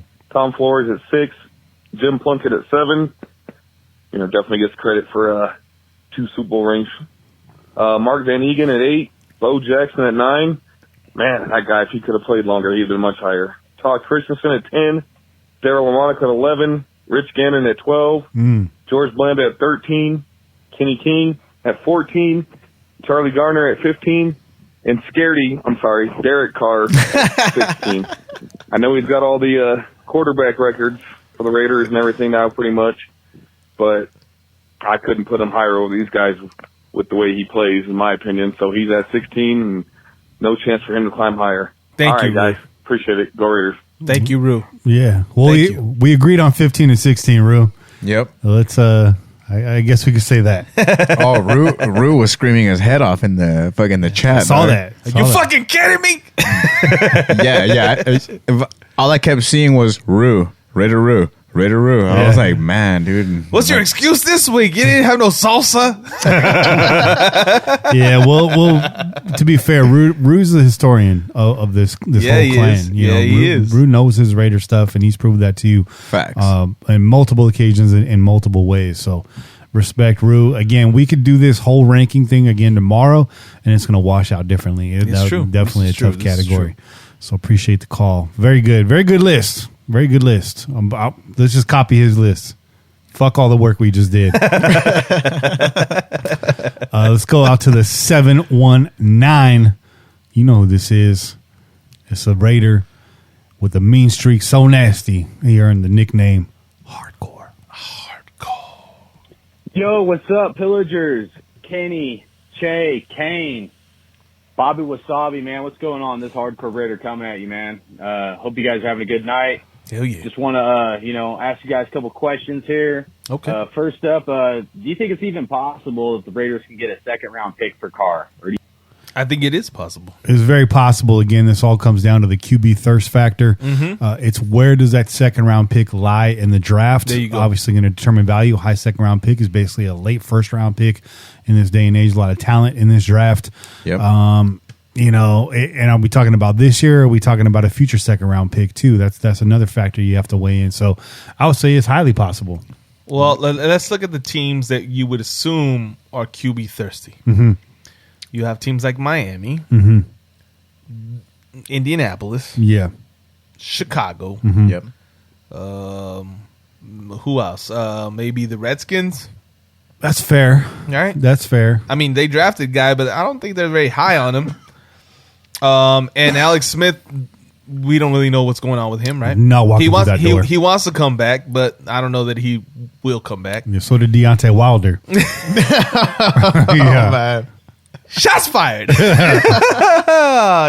That's not a hot take. That's not a hot take. That's just fucking facts, bro. That's just a flamethrower, bro. Deontay Wilder, what the fuck happened, dog? Yeah. Jesus Christ. Hey, you need new coach. Yo, new trainer, bro. Let's not get off on this. It's time to get a new trainer, dog. That's all I got to say about that. Time to get a new trainer. Yeah. Hit up Eddie. Fucking Canelo will help you out. Listen, but listen, man, I mean, there's a lot of fucking QB thirsty teams. I mean, regardless of how we want to look at it. And so the potential is there, man. So who would be the most likely candidate? You got Miami, who's got your boy Fitzmagic, right? Wouldn't that be a fucking shame, though? If Derek Carr got traded to Miami and got beat out by Fitzpatrick? I mean, That'd be a shame, right? Well, Fitzpatrick's unless it starts retiring. snowing over there. Is he retiring? Yeah, Okay. All right. yeah, Well, then yeah, there yeah. you go. Well, there you go. So then he would almost be an automatic shoo-in. But how high up in the draft is Miami? Miami's what, 3? So we're talking second round. So Cincinnati's first pick in the second round. Indy's got the second pick in the second round, courtesy of Washington. Detroit is picking third there. I wouldn't say they're thirsty. Depends on what's going on with Stafford. But you know what, though? But hold on, though. And if because, they're trading Stafford, most likely they're trying to move up to get a guy in the first, I would think. But I don't know. It's a tough call. But, bro, look. So the first round does play into Miami's decision because they're not very high despite the fact. Oh, wait. They're fifth. They're fifth. Yeah. So what lands to them in the first round could determine whether or not they're willing to fucking trade. Mm-hmm. So I could see Derek Carr getting traded during the fucking draft On if draft it happens, day. bro. Yeah, It has happened You know what I before. mean? I could see that happening.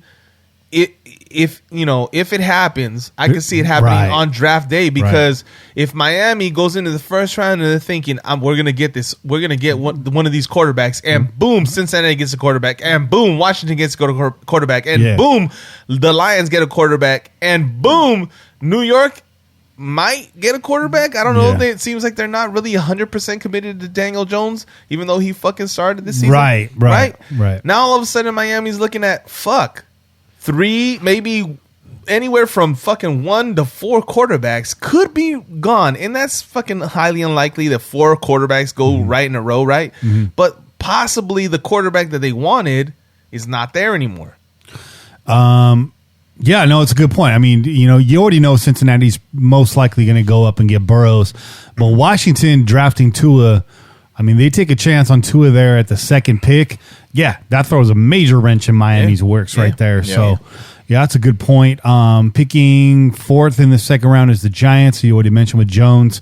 They'll be in position to get a guy there at fourth, though. But here you got the Chargers.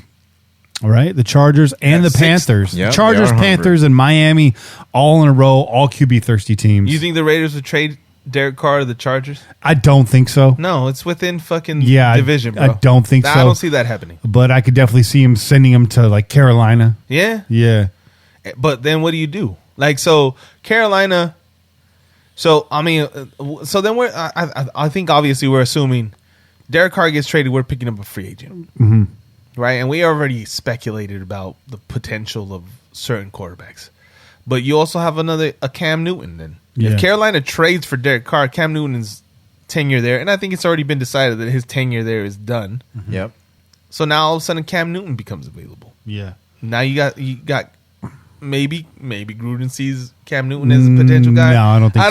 I don't see it. That's But I'm just stretch. saying it's there, right? It's a possibility, not out of the realm of possibility. Especially if they were looking at Tom Brady.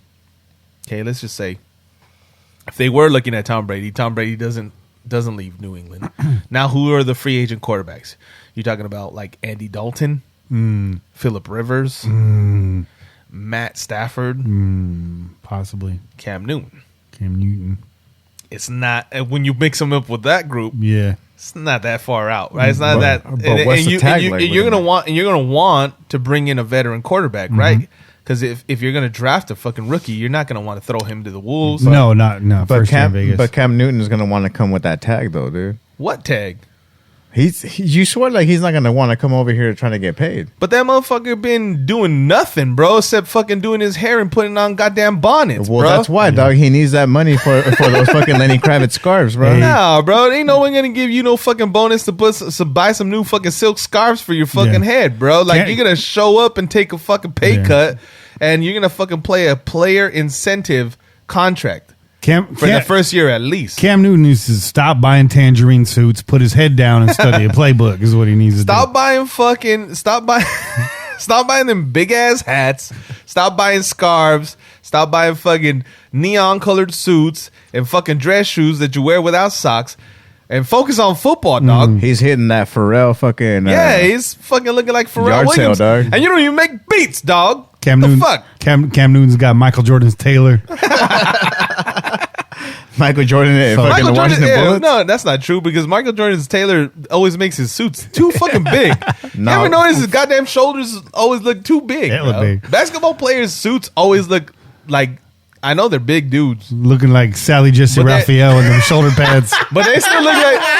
But basketball players' suits still look like they're living in the fucking 80s, right? They got their big shoulder pads. Looking like Ricky Look Lake. like this. Looking like Ricky Lake out there. Dog. I think my mom still has one of those types of fucking suits. That fucking Looking like Elaine from Seinfeld, bro. that fucking Kings of Comedy fucking suit, bro. Looking like Bernie Mac and shit. Looking like Cedric. All right. Cedric's suit was pretty fucking dope in that. So good call right here, hardcore. We're not even halfway through it yet. So good conversation. Short answer to your question is yes, it's feasible. Is it likely? Probably not. But yeah, feasible. I think that's too rich of blood to think that if the Raiders were to trade Derek Carr, could we get a second for him?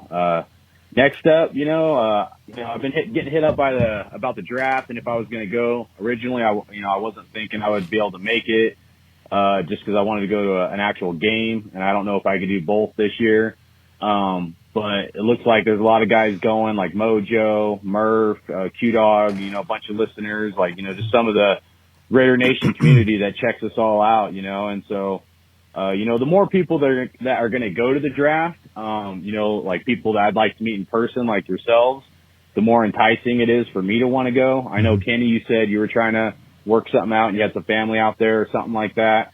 But I just want to, get your guys' take on the draft. I've heard a lot of people are going to meet up at the Stage Door Casino.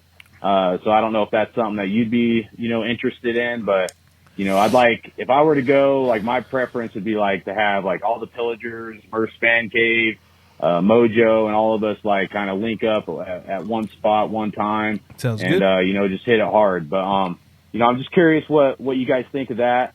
If everybody goes solo, we may all be at the draft, but we're not going to be together, because there's going to be, probably 500,000 people there or something. So I think if it were to happen, it has to be something kind of coordinated if we want to all kind of unite together and whatnot. But it's just kind of my initial take, if we could all meet up at one place, it makes it more enticing for me to want to figure out a way to logistically try to make it happen. But let me know what you guys think, man. I'd love to, link up with you guys, man, and kick back some cellas, have a good time, and, kick it for at least a little bit. But let me know what you guys think. And, I know we still got some time before it's all said and done, but, it's going to be coming up on us quick. So if I were to do it, I have to make a decision probably sooner than later. So appreciate you guys and, look forward to the show. Hardcore Raider out. I can't speak for the rest of the crew here, and they'll chime in a second. For me, it's a game time decision. My lady wants to go. You're right. I got family out there. We got a lot of options for housing, so it's a cheap trip. Airfare is easy to do. I just don't know as far as vacation time if I can make it. If I go out there, it's probably a 1-day trip. I'm probably not there for the first round on Thursday, likely coming in on a Friday night. And to be honest, I don't really care about being at the draft event itself. It's going to be outside. It's going to be hot out there. It's going to be packed with people. If I'm coming for the social aspect, for the networking aspect, just trying to run into folks at the parties and stuff like that. And obviously, if we came out there, we will coordinate. We'll try to get everyone together. I will have a mobile podcasting rig set up so we can all get on the air and give our reactions to the first and the second day. So that would be really cool. Again, for me, I just don't know because it comes down to really vacation time that I don't have at work right now. So if I come in, it'll be on a Friday night, leaving on a red-eye plane straight after work. So, that's what it's looking like for me. I'm not sure, if you're trying to squeeze in both the draft and a game, I say it's doable because, it depends on how much money you're trying to drop out there. Right. For me, the biggest expense is getting a ticket to the game. Yep. And, as far as a plane trip where I'm at, I can go round trip for about $100. Hotel room, I'm not going to be needing to spend money on one of those. So we'll find out. I mean, I agree with you. We will definitely coordinate. It sounds like some people already got some plans working right now. I'd like to get out there for the draft. I do know that we will not be at the Cosmopolitan since Che burned that down last time we were there. Yeah. So, with my fucking dance moves, bro. That's where we will not be kicking it. And will not be going to the Hooters Casino. Also, for personal reasons. Because our ladies will be with us. That's it. And I got a straggler that may or may not still be working there. So yeah, Oh shit! Safety purposes. Hey, but first and foremost, girl tried to wipe me up real fast. And yeah, you did. Yes, you did. had to get out. You gotta watch out, Kenny Stapler, bro. He's got moves out there. He's deadly out there, though. He's deadly in the desert, bro. Listen, though. Listen, right now, Kenny Stabler will not have a place. He will not need a place to stay as long as I'm able to fucking get a fucking place. Okay, so I will be letting y'all motherfuckers know real soon what that availability looks like, because that would be for both of y'all motherfuckers. I'm just saying. My brother might come. I don't know what the fuck he's trying to do, but if he does, we got plenty of room. We'll figure it out. We'll put it together, and then, like I said. My boy's out there. He's got a house of his own. I know you got family out there too, but I got a family out there. That's my brother, right? Yeah. Okay, so if I tell him no, I'm coming through with some fucking knuckleheads, and you better be ready for us. If we throw in on food again, can we not buy 20 pounds of ground beef and that's it? That wasn't me, bro. I know. It wasn't you, dude. That's my fucking nephew trying to put on weight for fucking the MLB, bro. What the hell? My boy was trying to fucking put on muscle and shit, so he was trying to throw back all the protein. Yeah, but I was like, what's up with all this fucking ground beef, bro? Like, we don't really need all this. Yo, you had the tubes? Bro, he had like, no, and understand. This motherfucker took like, he put like 10 tubes of ground beef in the fucking cart. We walked into fucking Food Max and I said, you go handle the fucking meat. We're going to head over to the deli. You go handle fucking breakfast. And all that kind of shit, right? We all split up. There was 4 fucking carts, bro. There was a lot of heads. Yeah, dog. there was. There was a lot of heads up in our fucking spot. So I sent his ass thinking, this motherfucker's going to get some fucking hamburgers, some steaks, some chicken, some drumsticks, some piernas. Some motherfucker comes back with 10 tubes of fucking ground beef, bro. I said, what the fuck is this, dog? Fucking bachelor shopping right there, dog. Look, what is this, dog? He's like, oh, I need to fucking, put on weight. Bro, I'm not here to support your fucking... Are we all getting drafted? What's good? Are we trying to open a Five Guys out here? What's up? Bro, we're out here trying to have a good time, not fucking put weight on, dog. Hey.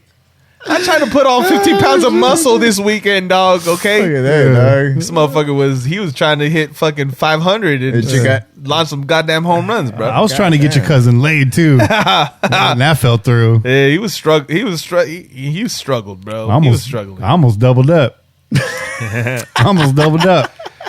I don't even understand how that worked, bro. And that's I was why actually mad at him for fucking that up. And that's why Kenny and Che are somewhat cautiously welcomed in Las Vegas. That's it. Watch out. I mean, we out here. I'm sure there's a poster. I'm sure there's still a poster out there. I'm sure there's still a poster out there that said, like, look out for these motherfuckers right here. I'm just saying. I'm telling you, yo, Vegas. Taxi cabs for sure, bro. Taxi cabs were like, look out for these motherfuckers right here. Vegas was yelling out fucking cacao for sure. Cacao! We said cacao and ran away from that exploding trash can. Like, let's get out of here. Last night in town. Fucking battery acid all over the fucking place. That's it. I don't know what the fuck. That was one of those fucking those fucking Korean stores right next door. That shit, all them fucking Hello Kitties and fucking shit burnt the fuck down, bro. Them weird ass fucking green tea fucking Kit Kats mounted all over the floor. Damn. Goddamn fucking Dragon Ball Z characters got all fucked up. I'm just kicking facts. That's exactly what was next to that fucking trash can. I'm being serious right now. All right, we had a good time at that fucking hotel. We had a great time, bro. By the way, we got them for free because the same thing that you guys tune in for right here, we were spitting in the goddamn line. Dude was laughing his ass off. The bouncer was laughing his ass off, and he was like, y'all motherfuckers are cool. Let me just hold on one second. He wrote us fucking free passes. We got in. Us and our ladies got in for free. $75 a head. We got in there for free. Damn, dude. Yeah. Shit, you guys worked that bouncer, dude. That's why you guys got to roll with fucking Kenny and Che. You guys never know. Talk you into any situation. Hey, well, you know what? Talk you out of one too. That's why I'm glad I'm rolling with y'all. Yeah, because I've never been to Vegas, dude. So I'm glad I'm rolling with y'all. We got you. Shit, There's some true veteranos over here, bro. Fucking A, dog. I won't come back with a rap sheet. You come back with something, dog. Hey, let's go overseas for this next call. No transcription, so I can't tell you what's good. This actually looks like a short call. I don't know what's going on with this call. I'm interested. Great call. That was a great call. It's just breathing. All right, here we go. Well, let's try this one more time. Just trying to gather his thoughts, bro. All right, Kenny, Jay, Bobby, and the legend, Ken. All right, yeah, it was a good call. Come on, man, bring it in. I know this is costing you money, so he may have had connection problems. This looks like it might be the call. Let's jump ahead to this over here. This looks like it might be. There it is. There's a lot of words right there. Evening, Kenny, Jay, brother Bobby, Wasabi, and the legend that is Ken. How we doing? This is the Damaging Co-operator. Oh, what's up, Damaging? From the Raideration of Scotland. I'll send a bottle of gin and a bag of cans of beer. So I'm on up a holiday time, and I'm absolutely fucked. Yeah, Damaging. But I wouldn't want to be anywhere else because it's the best podcast in the whole of the Raideration. Appreciate you, dog. And I'm watching fucking the Karate Kid.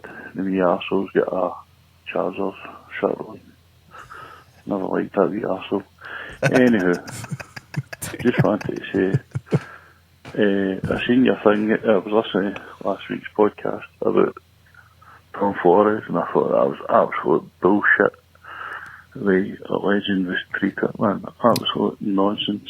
Yep. Nonsense, Fucking man. To do that to the man is absolutely bang out the order. Also, on the Derek Carr thing, everybody keeps banging on about.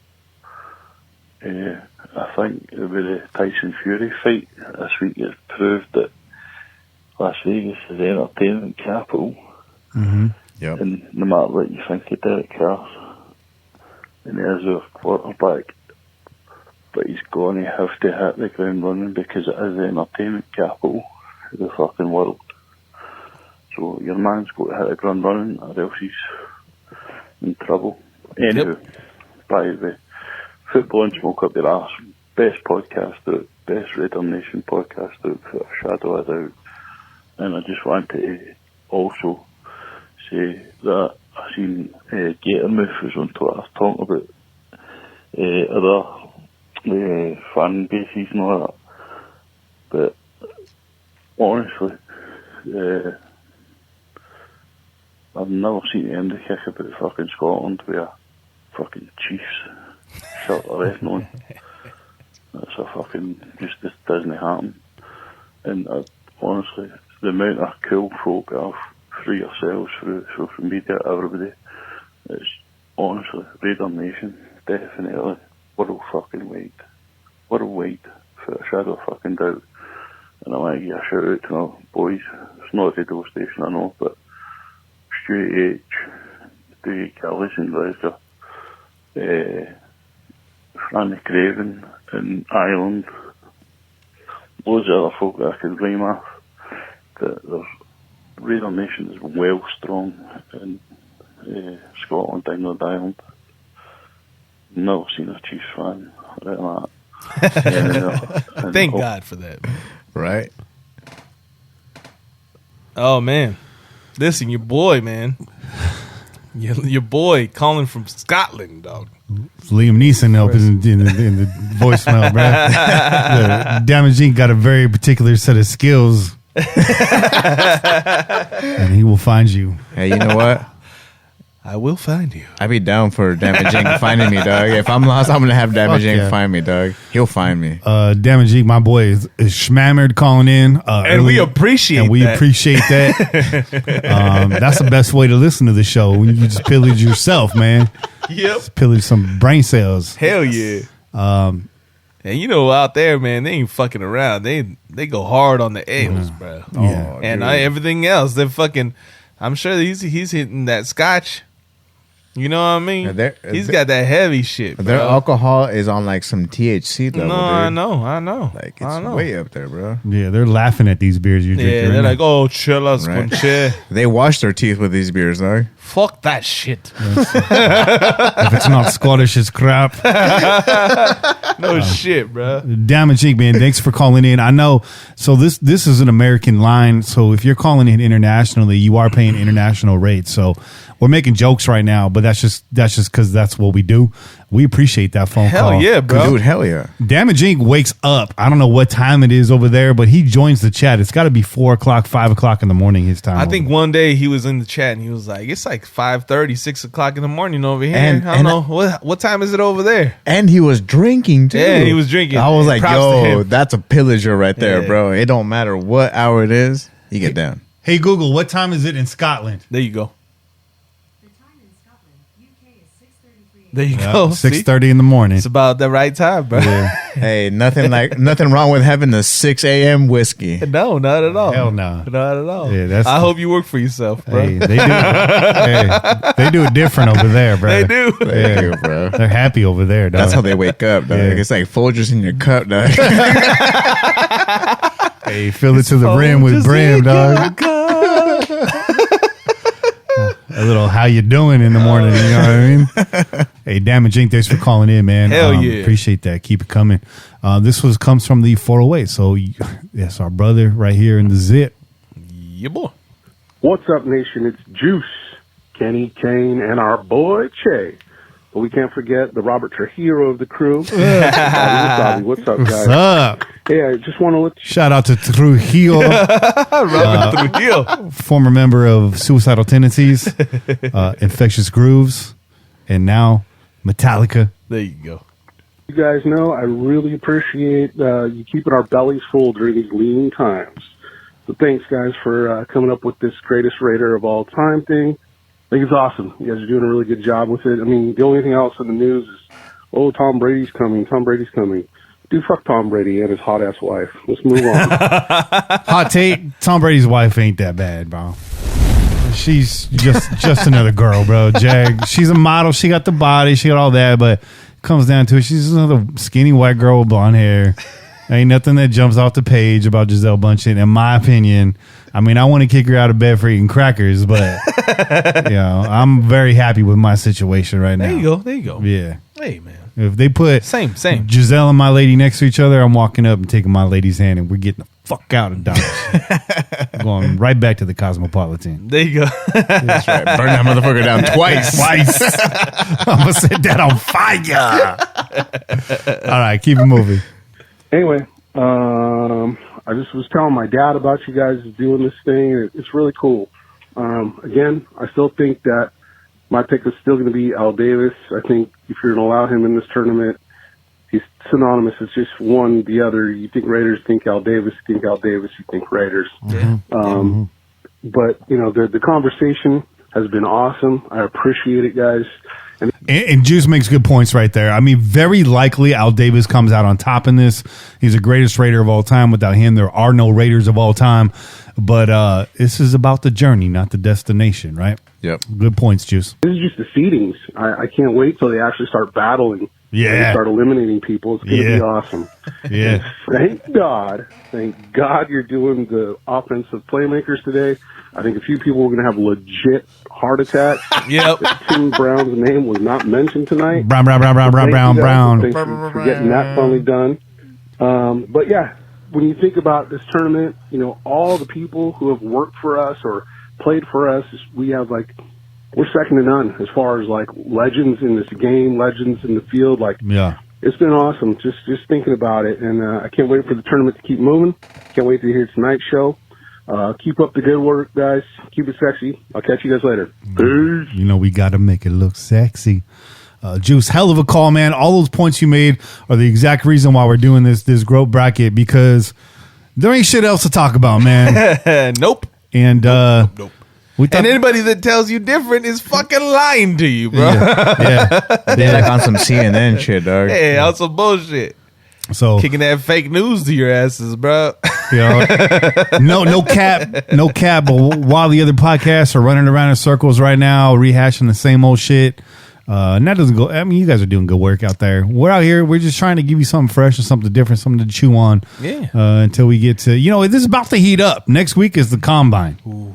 And then we're going full draft also in March. Well, not only that too, but I mean, who was it? I think it was Pete that said that he appreciated the fact of being able to hear some of the nostalgic history that we have out there, man. Because a lot of people are very short term, man. Yeah. They only remember the last 10, 15, 20 years or so, man. Right. That's right. And they don't recall anything that actually was what made Raiderdom the way it is now, man. Yeah. Like that attitude, that culture that we have now, a lot of people don't know about that, man. So it's very important to have these conversations, man. And it's not like we're over here saying like, oh, it's Al versus, like Bo Jackson or that type of thing. No, dude, we're letting it happen for everybody, man. So that everybody can actually, contribute to this conversation, because we all bring something different, man. I mean, we're over here, arguing about Freddie B, man, and how he should have been way up higher than what he was before, man. You're absolutely right. So listen,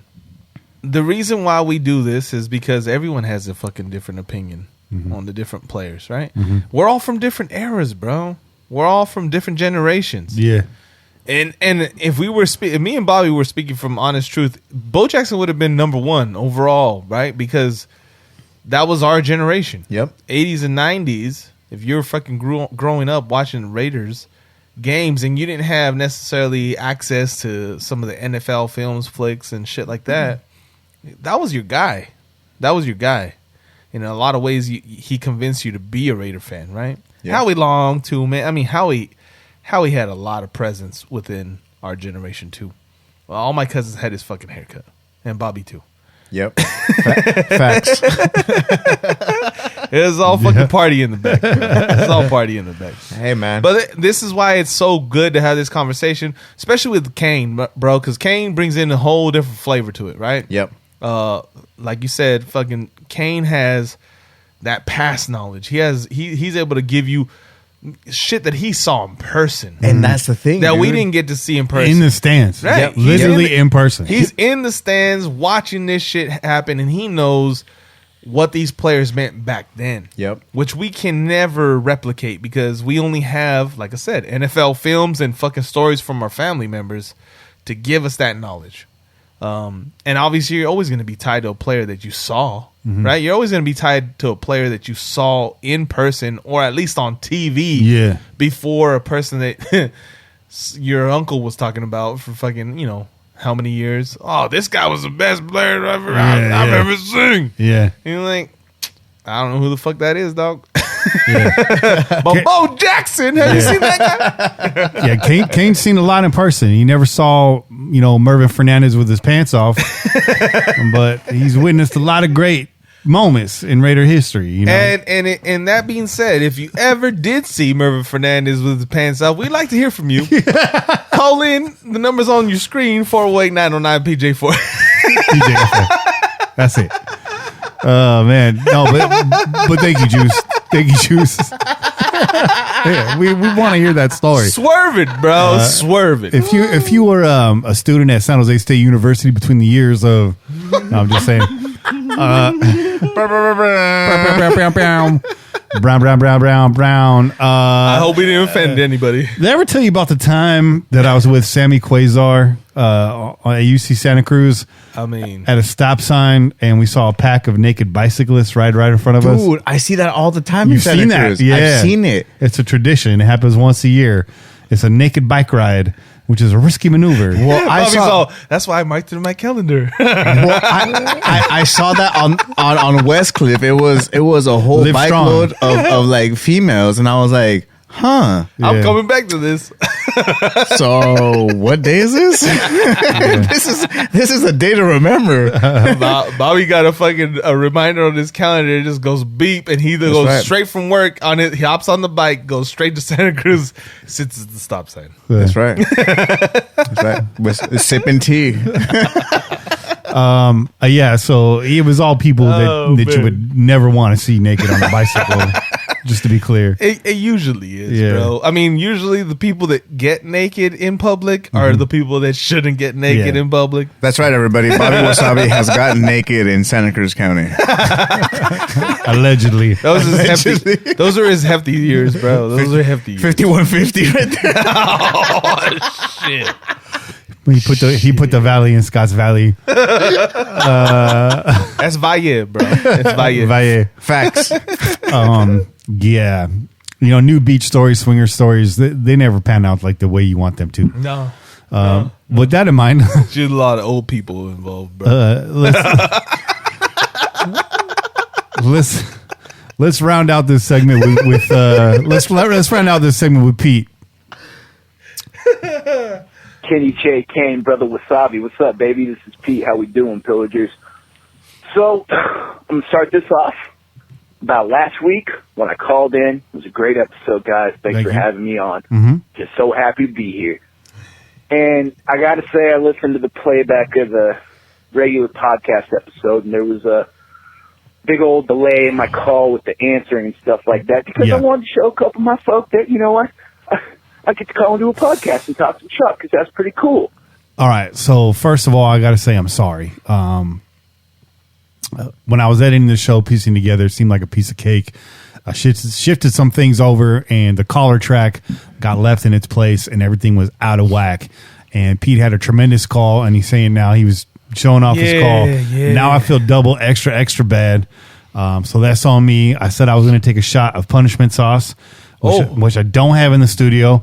But if one of y'all wants to go grab the 357, I'll be back, and a piece of cheese from the crisper bin. Yeah, don't forget the cheese, bro. That's much needed. Where's the sauce at? The sauce is in the door. It's the 357. All right, cool. It's the one with the gun pointed at you. And where's the cheese at? The cheese is in the left crisper bin. You can give me one of them Baby Bell cheeses that's wrapped up. All right, I'll be back. You know what? I'll be back, Pillagers. I'll take one with you, bro. All right. Bobby, we got to do it. All right, cool. We got to do it, bro. We're a team, bro. I appreciate you guys. We're a team over here. We got to do it. Hey, as a matter of fact, okay, this reminds me, okay, bro. I wasn't calling you out, dog. There's a reason why I didn't place those names behind that shit. We're a team, bro. We work as a fucking team. We are. I was apologizing from all of us. I appreciate you. Okay, man. Yeah.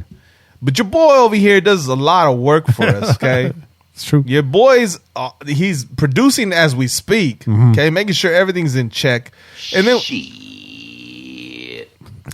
that's right. And then, at the end of the fucking show, he's got to get himself together. He's got to get himself composed. We're having a good ass time. We're having good conversations. We're fucking dapping each other up, and we're fucking happy that we just wrapped another show. And he's got to fucking compose himself enough to get everything edited and fucking out to you guys in a timely manner. Yeah. Okay? And that's why I didn't fucking put that on you, dog. I wasn't trying to put that on you, dog. I'll just play with you. I wasn't trying to put that on you, dog. I just want to say that, man. You know I got to play the heel. I'm the heel on this show. You do, man. You like the fucking best WWF fucking wrestler of all time. I'm the Ted DiBiase of this podcast. Here he comes. Where's fucking Zeus at, though? All right, show the camera.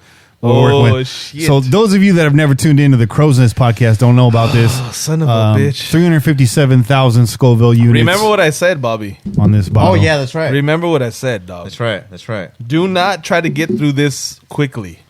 All right. It doesn't work that way. Pete, we're going to get to the rest of your call, but yeah. Because hopefully we fucking don't cough and throw up all over. Speaking, bro. Because I did this to you, it's only right that I listen to and respond to your call. And, hey, we're all going to show the dab too, right? Under the influence of 357,000 Scoville units of ghost pepper sauce. Just for you, Pete. And this is a real deal. Now, Scoville units are a bit overrated. Those of you that watch these hot sauce shows and whatnot, they're a bit overrated. It's all about how the pepper is incorporated into the sauce and so forth. But this is no joke. And different peppers have different tendencies.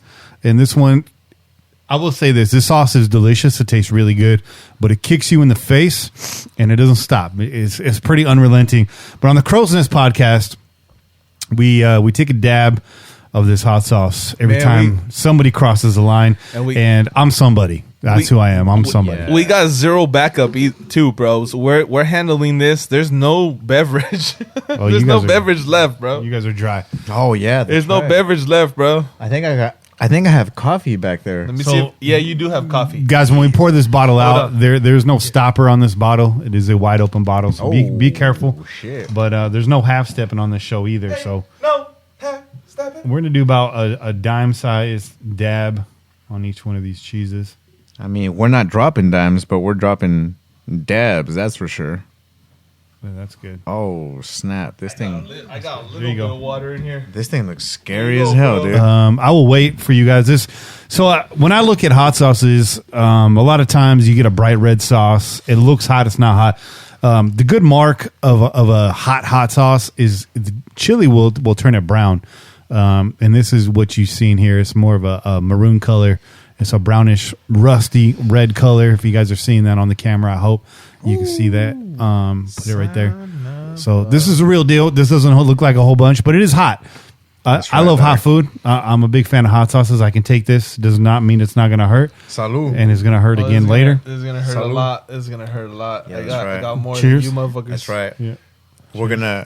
I'll be wiping with ice cream later.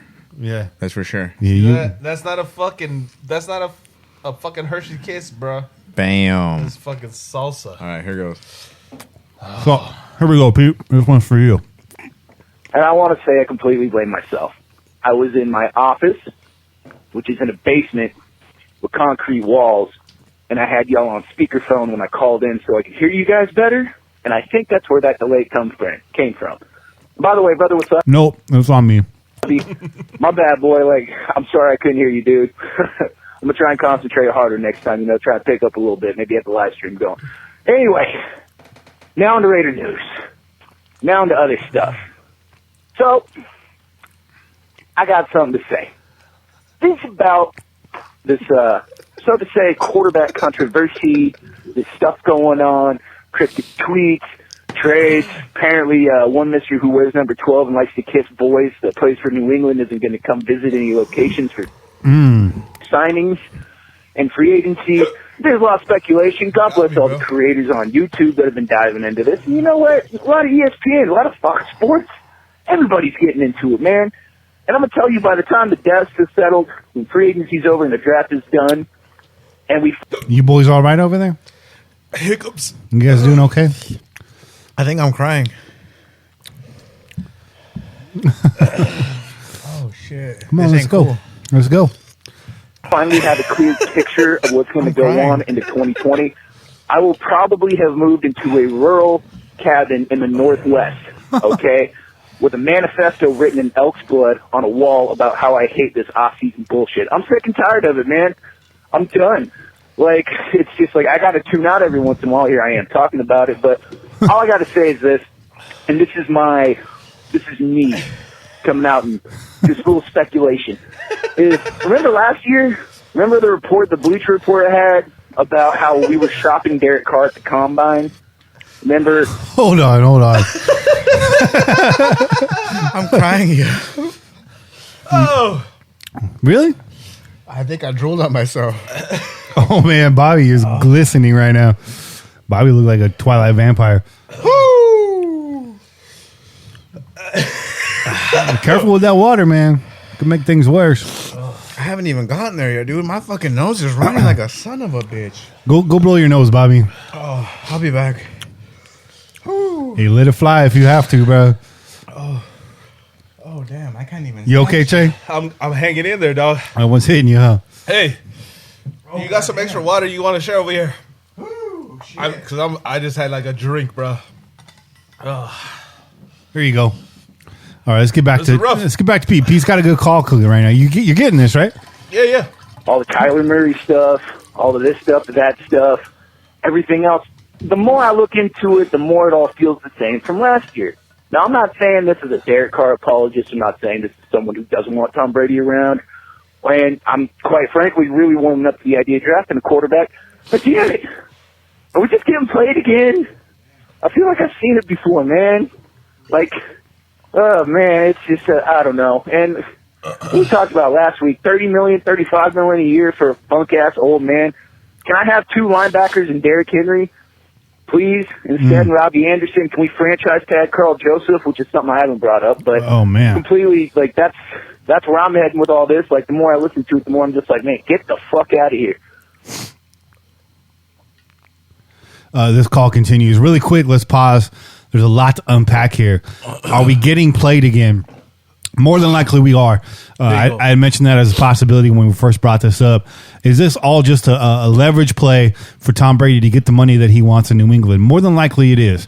You know, Bob Kraft says, you want that money? Go out and test it for you. Let's see what you can get. Tom Brady's going to get those offers. Here it comes in my nose right now. Tom Brady's going to get those offers. He's going to go back and stay in New England, more than likely. I mean, that's where he's had his success. I just don't see a guy on his way out wanting to start brand new for just 2 years. You know, just 2 years, just to mentor somebody and get the hell out of the way. I think, you know, Tom Brady wants to put the nail in the coffin. I think he wants to show that he's not done yet.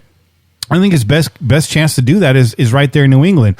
Whether or not New England wants to hamstring themselves with that money remains to be seen. If they do so, it's short term. You're looking at 2 years, 3 years possibly, and then they're free and clear of that. And you know, New England's got a lot of needs themselves, but I mean, Occam's razor. You know, the correct answer is usually the most logical one. It's the most direct line.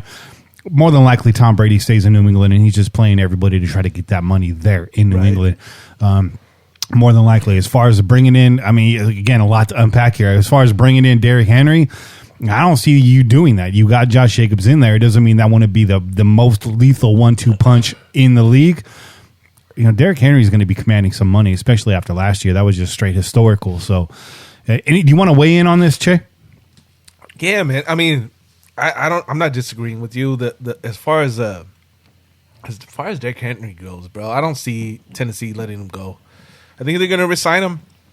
Derrick Henry very well should have been this guy fucking 2 seasons ago, but the coaching staff in Tennessee just decided to keep playing fucking roulette with the fucking running backs over there. Derrick Henry was a number 1 pick coming out of Alabama, right? Back when he got drafted, and for whatever reason, they just would not give this guy the ball. And anytime that they actually committed to him, and which was like once every fucking 4 or 5 games, the dude would tear it up.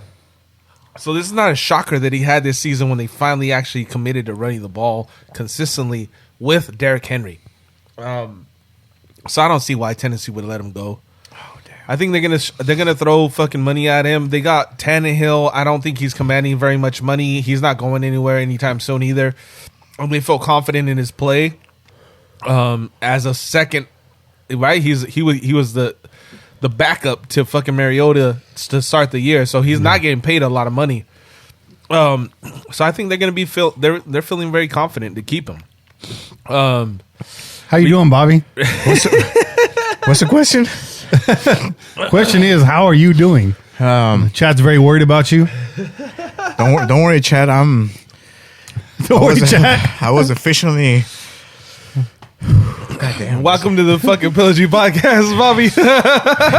Now, to be fair, Bobby's tried that sauce before, but not like this. Not like this. No, I give you a very small taste. Oh man, no, that tip didn't help, bro.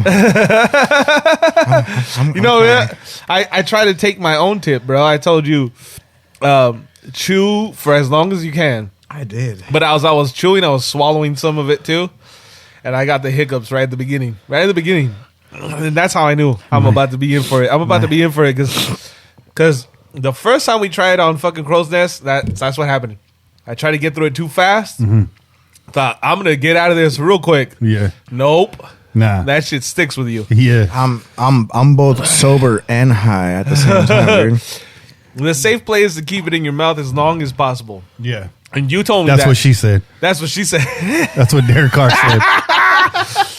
That's what she said. But no, the second time that I tried it on Crow's Nest, that's what I did, and it helped me out a lot. Yeah, helps you. Still hot. Helps you in the back end too. It still sucks in the mouth, right? Like you're still fucking just burning up, but it doesn't fuck you up in your throat and in your chest as much. Yeah, and it doesn't give you fucking reflex in your gut. I can barely open my eyes, bro. Right now, you can hear the mocos.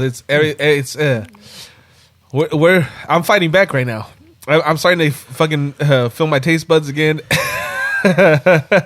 Nah, it's gone for me. Though. But thank you, Kenny, for fucking hooking me up with some extra water because that wasn't needed. You're welcome. You're welcome. Yeah. I got more over here too. Those of you listening to the live version, we had a technical hiccup right there. The podcast looped around at the beginning because it's a long show, and then the other part of that too is I lost the place on Pete's call. So let me find that place again. Sorry for fucking up 2 calls in a row, Pete. But we'll get right back to it. And then Che, you were making your point. Go ahead.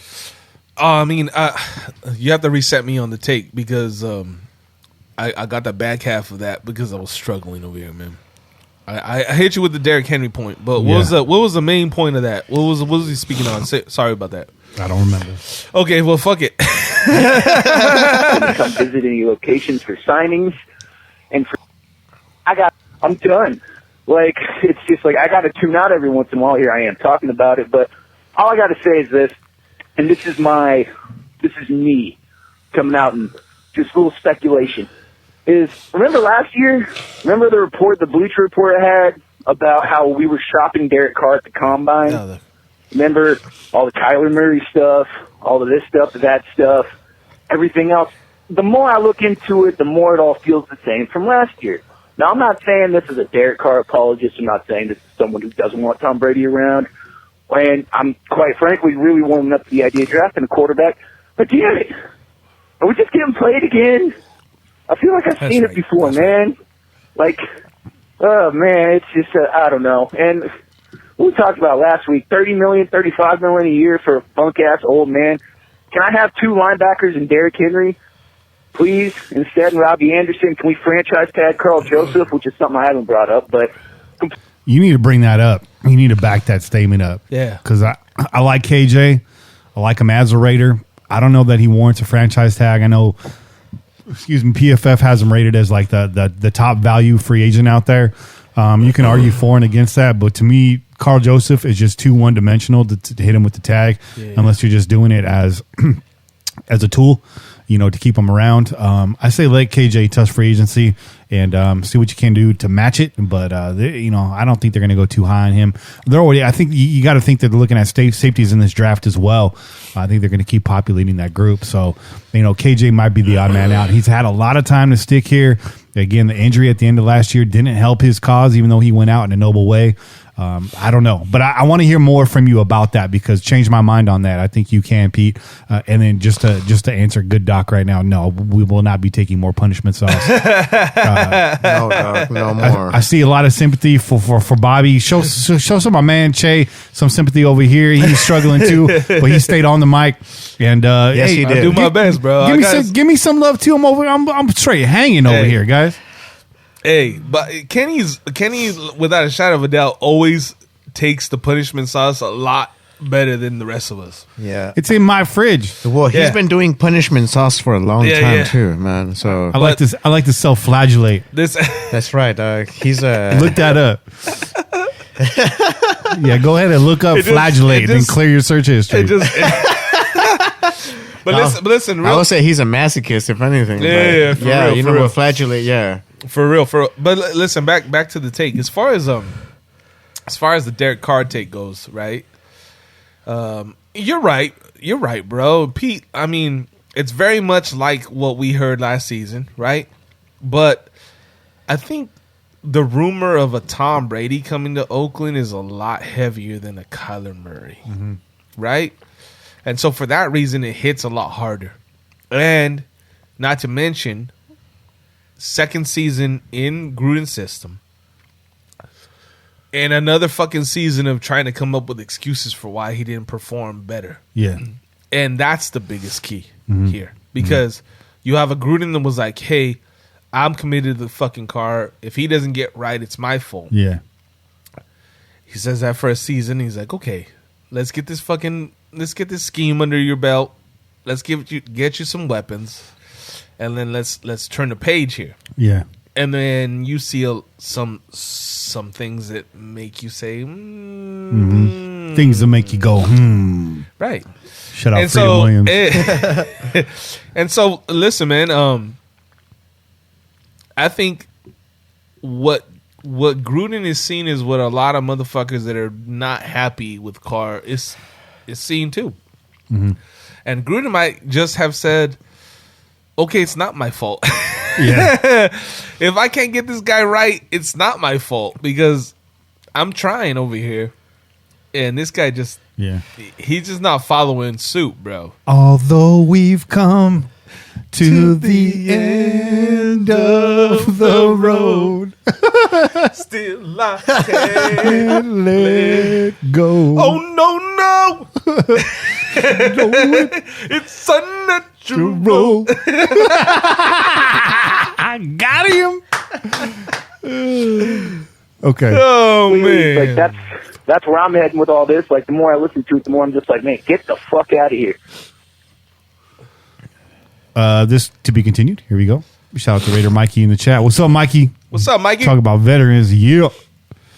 Kenny Che Kane, Brother Wasabi, Pillagers. What's up? This is Pete. Sorry for calling in twice this week. My bad. I rambled a little bit on the last one. It's okay. But, okay, so here are my top 5 playmakers in other news.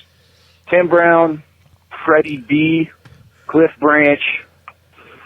I'm back. So hold on, because I want to apologize for Pete right now. He had a call back, but this is great. He calls in. One call is full of a bunch of great takes. Yeah. Then he shifts gear. The second call is a brand new call. So as far as I'm concerned, this is a brand new call. It's a brand new call. There's no call back. It's a fucking new call.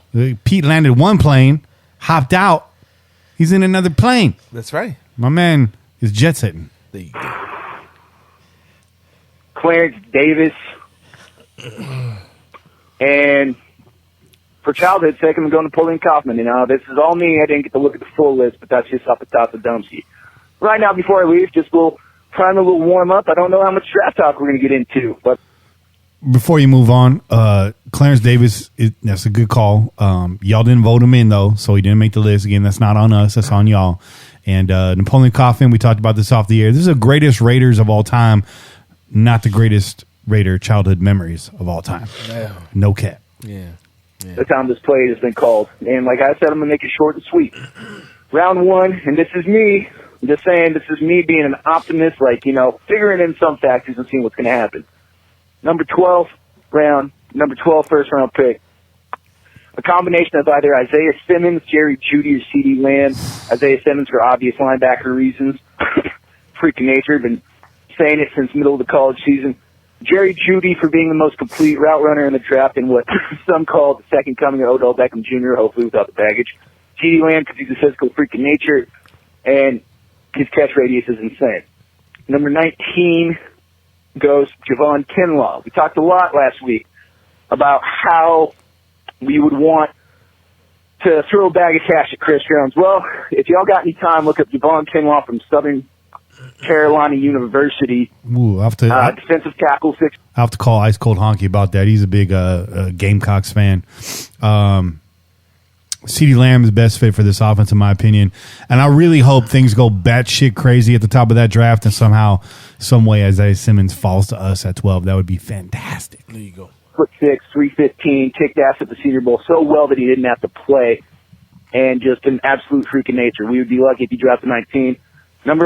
My second 19-round pick, my second pick in 19, Henry Ruggs from Alabama, wide receiver. Now, this is a little combo I'm going with of, you know, let's go offense first, then defense, or defense, then offense. But I'm all for drafting 2 receivers, all right?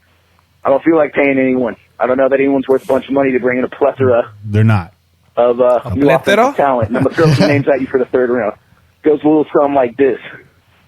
So, number 1, Denzel Mims, wide receiver, Baylor. Whooped ass. If you guys need any proof of this guy's production, go look up the Big Ten championship game. Kick ass. Neville Gallimore, defensive tackle, Oklahoma. Second, third round pick. Just look up his highlights. Okay, he's a fucking tank. All right, they call him the Canadian Bulldozer. Third round pick, Antonio Gibson, running back / wide receiver, 6'2", 220, out of Memphis. There's another one. Just YouTube him. With this growing trend of Memphis running backs that are coming out, he's the next one. All right, he is the next one. Just please do yourself a favor, YouTube that. Anyways, thanks for having me on. Sorry for going too long. If I did, see y'all at 7:30 tonight. Crack that cello for me. Hell yeah. Gibson's a guy that Bobby brought up in the chat the other day. Memphis, you know, that's running back university right there. That's right. As it is right now. Dude, Memphis has a track of having a lot of good running backs, man. Yeah. They've been having, and especially this cat, Antonio Gibson, man. I mean, talk about all-around gadget player, dude. This cat is big. He's a big boy, dude. He's huge, and he can hit people, dude. That's what I'm saying, dog. Could you imagine him behind the line, dog, just running up and just hitting mother scooters, dog? Oof. Out the way, dude. Out the way. And all of that, dude, he can make it happen as far as having on the open field. He got wheels, man. So definitely, I'm still beating that drum right there, dude. Sounds Antonio like Gibson. sounds like a Gruden type guy. Sounds like a guy you could actually maybe break out a tight end. Ooh, a Gruden You know what I mean? grinder. The Gruden grinder. Oh, shit! You've been putting that grinder to work, right? I really have, dog. It's pretty resin out, dog. Pete, this phone call is chock full. I'm gonna save this second call right here. I'm gonna download this, save it to the hard drive. We may be bringing this back up after the draft and see if you landed on any of these, and if you do, then that puts you in a contention for phone call of the year. Hell yeah. For the Nesty Award. Like he needs another one, right? Yeah, so we're gonna start archiving these calls and see what happens with them. But I'm gonna throw this out there to you guys right now on air. We've had Pete call in live. We've had Pete call in with these voicemails. We've had Pete in the chat. I think it's time to bring Pete on as a guest. Yeah. You know what? I think we should bring him on multiple times as we get into this draft talk in March, starting next week. So, Pete, if you're available, I think we'd love to have you on. Absolutely. Yeah. Absolutely. As maybe our draft guru. Our draft Nick. That's it. Ooh, and nice. Because we're going to start getting into this. Again, the combine's next week, and that's when we're going to start getting into our draft talk. I mean, I don't think there's any point about talking draft until the Pajama Olympics happen. Hey, you know what? And I don't mind rolling up in here with my pajamas on, just for the sake of the Olympics and whatnot, you know? In the spirit of the combine, we will be doing the show in our underwear next week. Special guest Mervin Fernandez on the show. Yeah. We'll all be riding bikes in studio. Yeah. So, Pete, if you're into it, man, if you're up for it, hit us up. PillagingJustForFun@gmail.com. PillagingJust4fun@gmail.com. I have your phone number, so that's easy to do. And I will read it on air right now for everybody if they want to call you. No, I'm just kidding. I'm not going to do that. Not only that too, but I think Pete's gonna have to get entered into that group E. Okay. Oh, that's right. That's right. Remember, yo, the collar group. Yeah, the chat was talking about collar it. Group. Yeah, the chat was talking about it last week, talking about coming up with a group E for next time, and I was like, you know what, it might have to be. I don't know where you guys are at, but that sauce is right about here right now for me. But Yeah, it's calmed down quite a bit, bro. No, that sauce is cool now. Because if it wasn't, I still got a little. Yo, I would have been laid out by the bathroom right now, dog. Just drinking water though off that sink, dog. So you said you were a little bit high. The capsicum, the active ingredient there in the peppers, it has an intoxicating effect. It does. It really does. People man. that are real chili heads, they go to it a lot for that. Yeah. You know, Polly's pointed out it's got almost a psychedelic effect to it. You get real hot on a chili pepper. The colors are brighter. You know, people are more annoying than they usually are. You're like, shut the fuck up! I'm trying to hang on over here. I thought I was hanging out on that Vegas net, dog, for a second, dude. I was so high, dude. I'm not kidding you, dude. I was flying off of that punishment sauce, yo. Bobby was looking down at Allegiant Stadium, going, "What the hell happened right now?" But yeah, then after it goes, you kind of have this feeling of detox, almost like purification. So I'm a firm believer in chili peppers. I think it adds a fourth dimension to cooking. Straight up. It's fun. It's fun to challenge yourself, man. Absolutely. It's fun to push yourself. So It's definitely like a retox, dude. Like it takes to like the fifth dimension, bro. the fifth dimension. What is it? Afternoon Delight. Didn't they do that? Afternoon Delight. Yeah, the fifth dimension did. No, what the they fuck didn't do was that. it called? Where was it? It's what's that Sunshine song, bro? Everybody loves the sunshine. No. Sunshine. Oh, that's right. Let the sunshine. This is the That's on dawning. That's on the fucking 40-year-old virgin. Fucking At the end. That's right. At the end. They did. This is the dawning of the age of Aquarius. Yes. The age of Aquarius. I always wanted to own an aquarium shop and call it the Age of Aquariums. Oh, shit. I've always wanted to have a store called Jehovah's Mattresses too, but Right next to my deli cheeses of Nazareth. Shout out Derek Carr. Shout out to Derek Carr. Man, stop giving Derek Carr ideas, bro. Bro, it's a long ass show. I know I jinxed this earlier when I said this was going to be a short show, and it's not. Never. Let's do our listeners a favor here. Let's hit these shout outs and let's get out of here. Yeah. Shout outs on Twitter. Shout out to Junebug510, LV Wrecking Crew, Jacob Dale White, Oli Raider, Quentin. Shout out to John Pinkerton. Shout out to Gregory Forrest, Mile High Raiderette, Michael Guarashi. I don't know if I'm saying that right. Guarachi. This looks Italian, bro.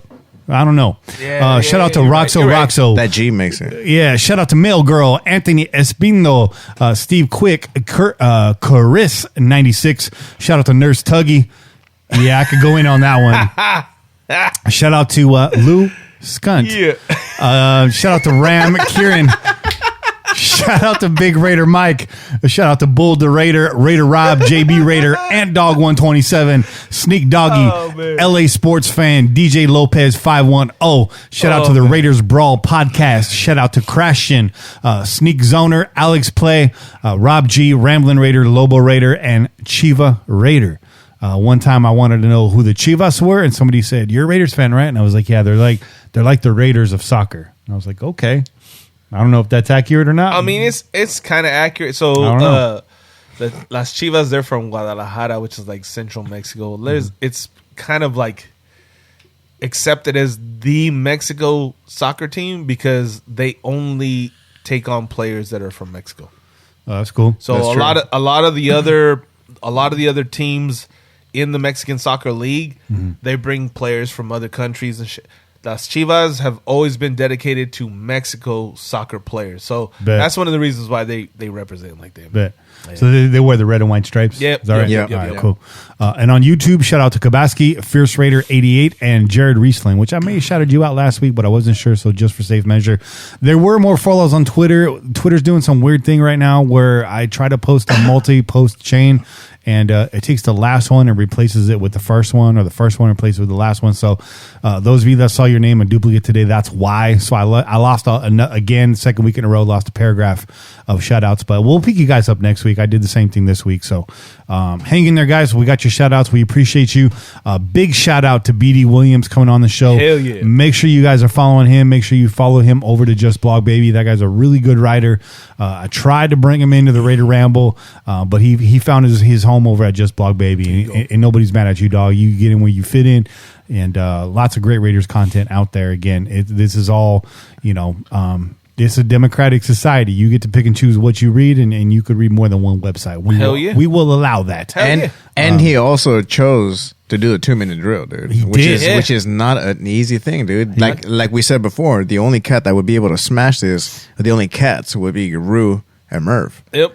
So those are facts, bro. It takes a lot, dog. He opted in and went 20 yards, but he got some of the toughest questions tonight. Yeah. He did. Yeah. There was a hard-earned fucking 20 yards. And I didn't handpick those. We basically have this whole list of Raider questions, and I just picked out a chunk of them, and he just happened to get a tough chunk. Yeah. Got any IG shout-outs or next week? No IG shout-outs today, bro. My phone fucking died over here, so I can't look at them. So if you did follow us on IG, I'm gonna fucking save you guys for next week, and I'll make sure that we have multiple options to recall those. No problem. Yeah, the timer and everything else, and I couldn't pull up the chat on even the laptop. The timer died. Yeah. The chat on the laptop wasn't showing up, so I pulled it up on my phone, and that's why I died. Okay, no problem. Hey, no problem. But that's it for this week's show. Tune in every week wherever podcasts are found. Until next week, keep the wind in your sails and the rum in your mug, and pillage on, Raider Nation. This has been a production of the Crow's Nest Podcast Network. I'm Kenny Stapler, joined every week by your boy Chick, Bobby Wasabi. We out here. Go Raiders. Like a freight train coming, you're blowing the town. Like a diesel motor, you never shut down. With your pistons pumping, you're mowing them down. It's a sight to see, they all lay their money down. When you're gone, mama, hell you ain't acting right.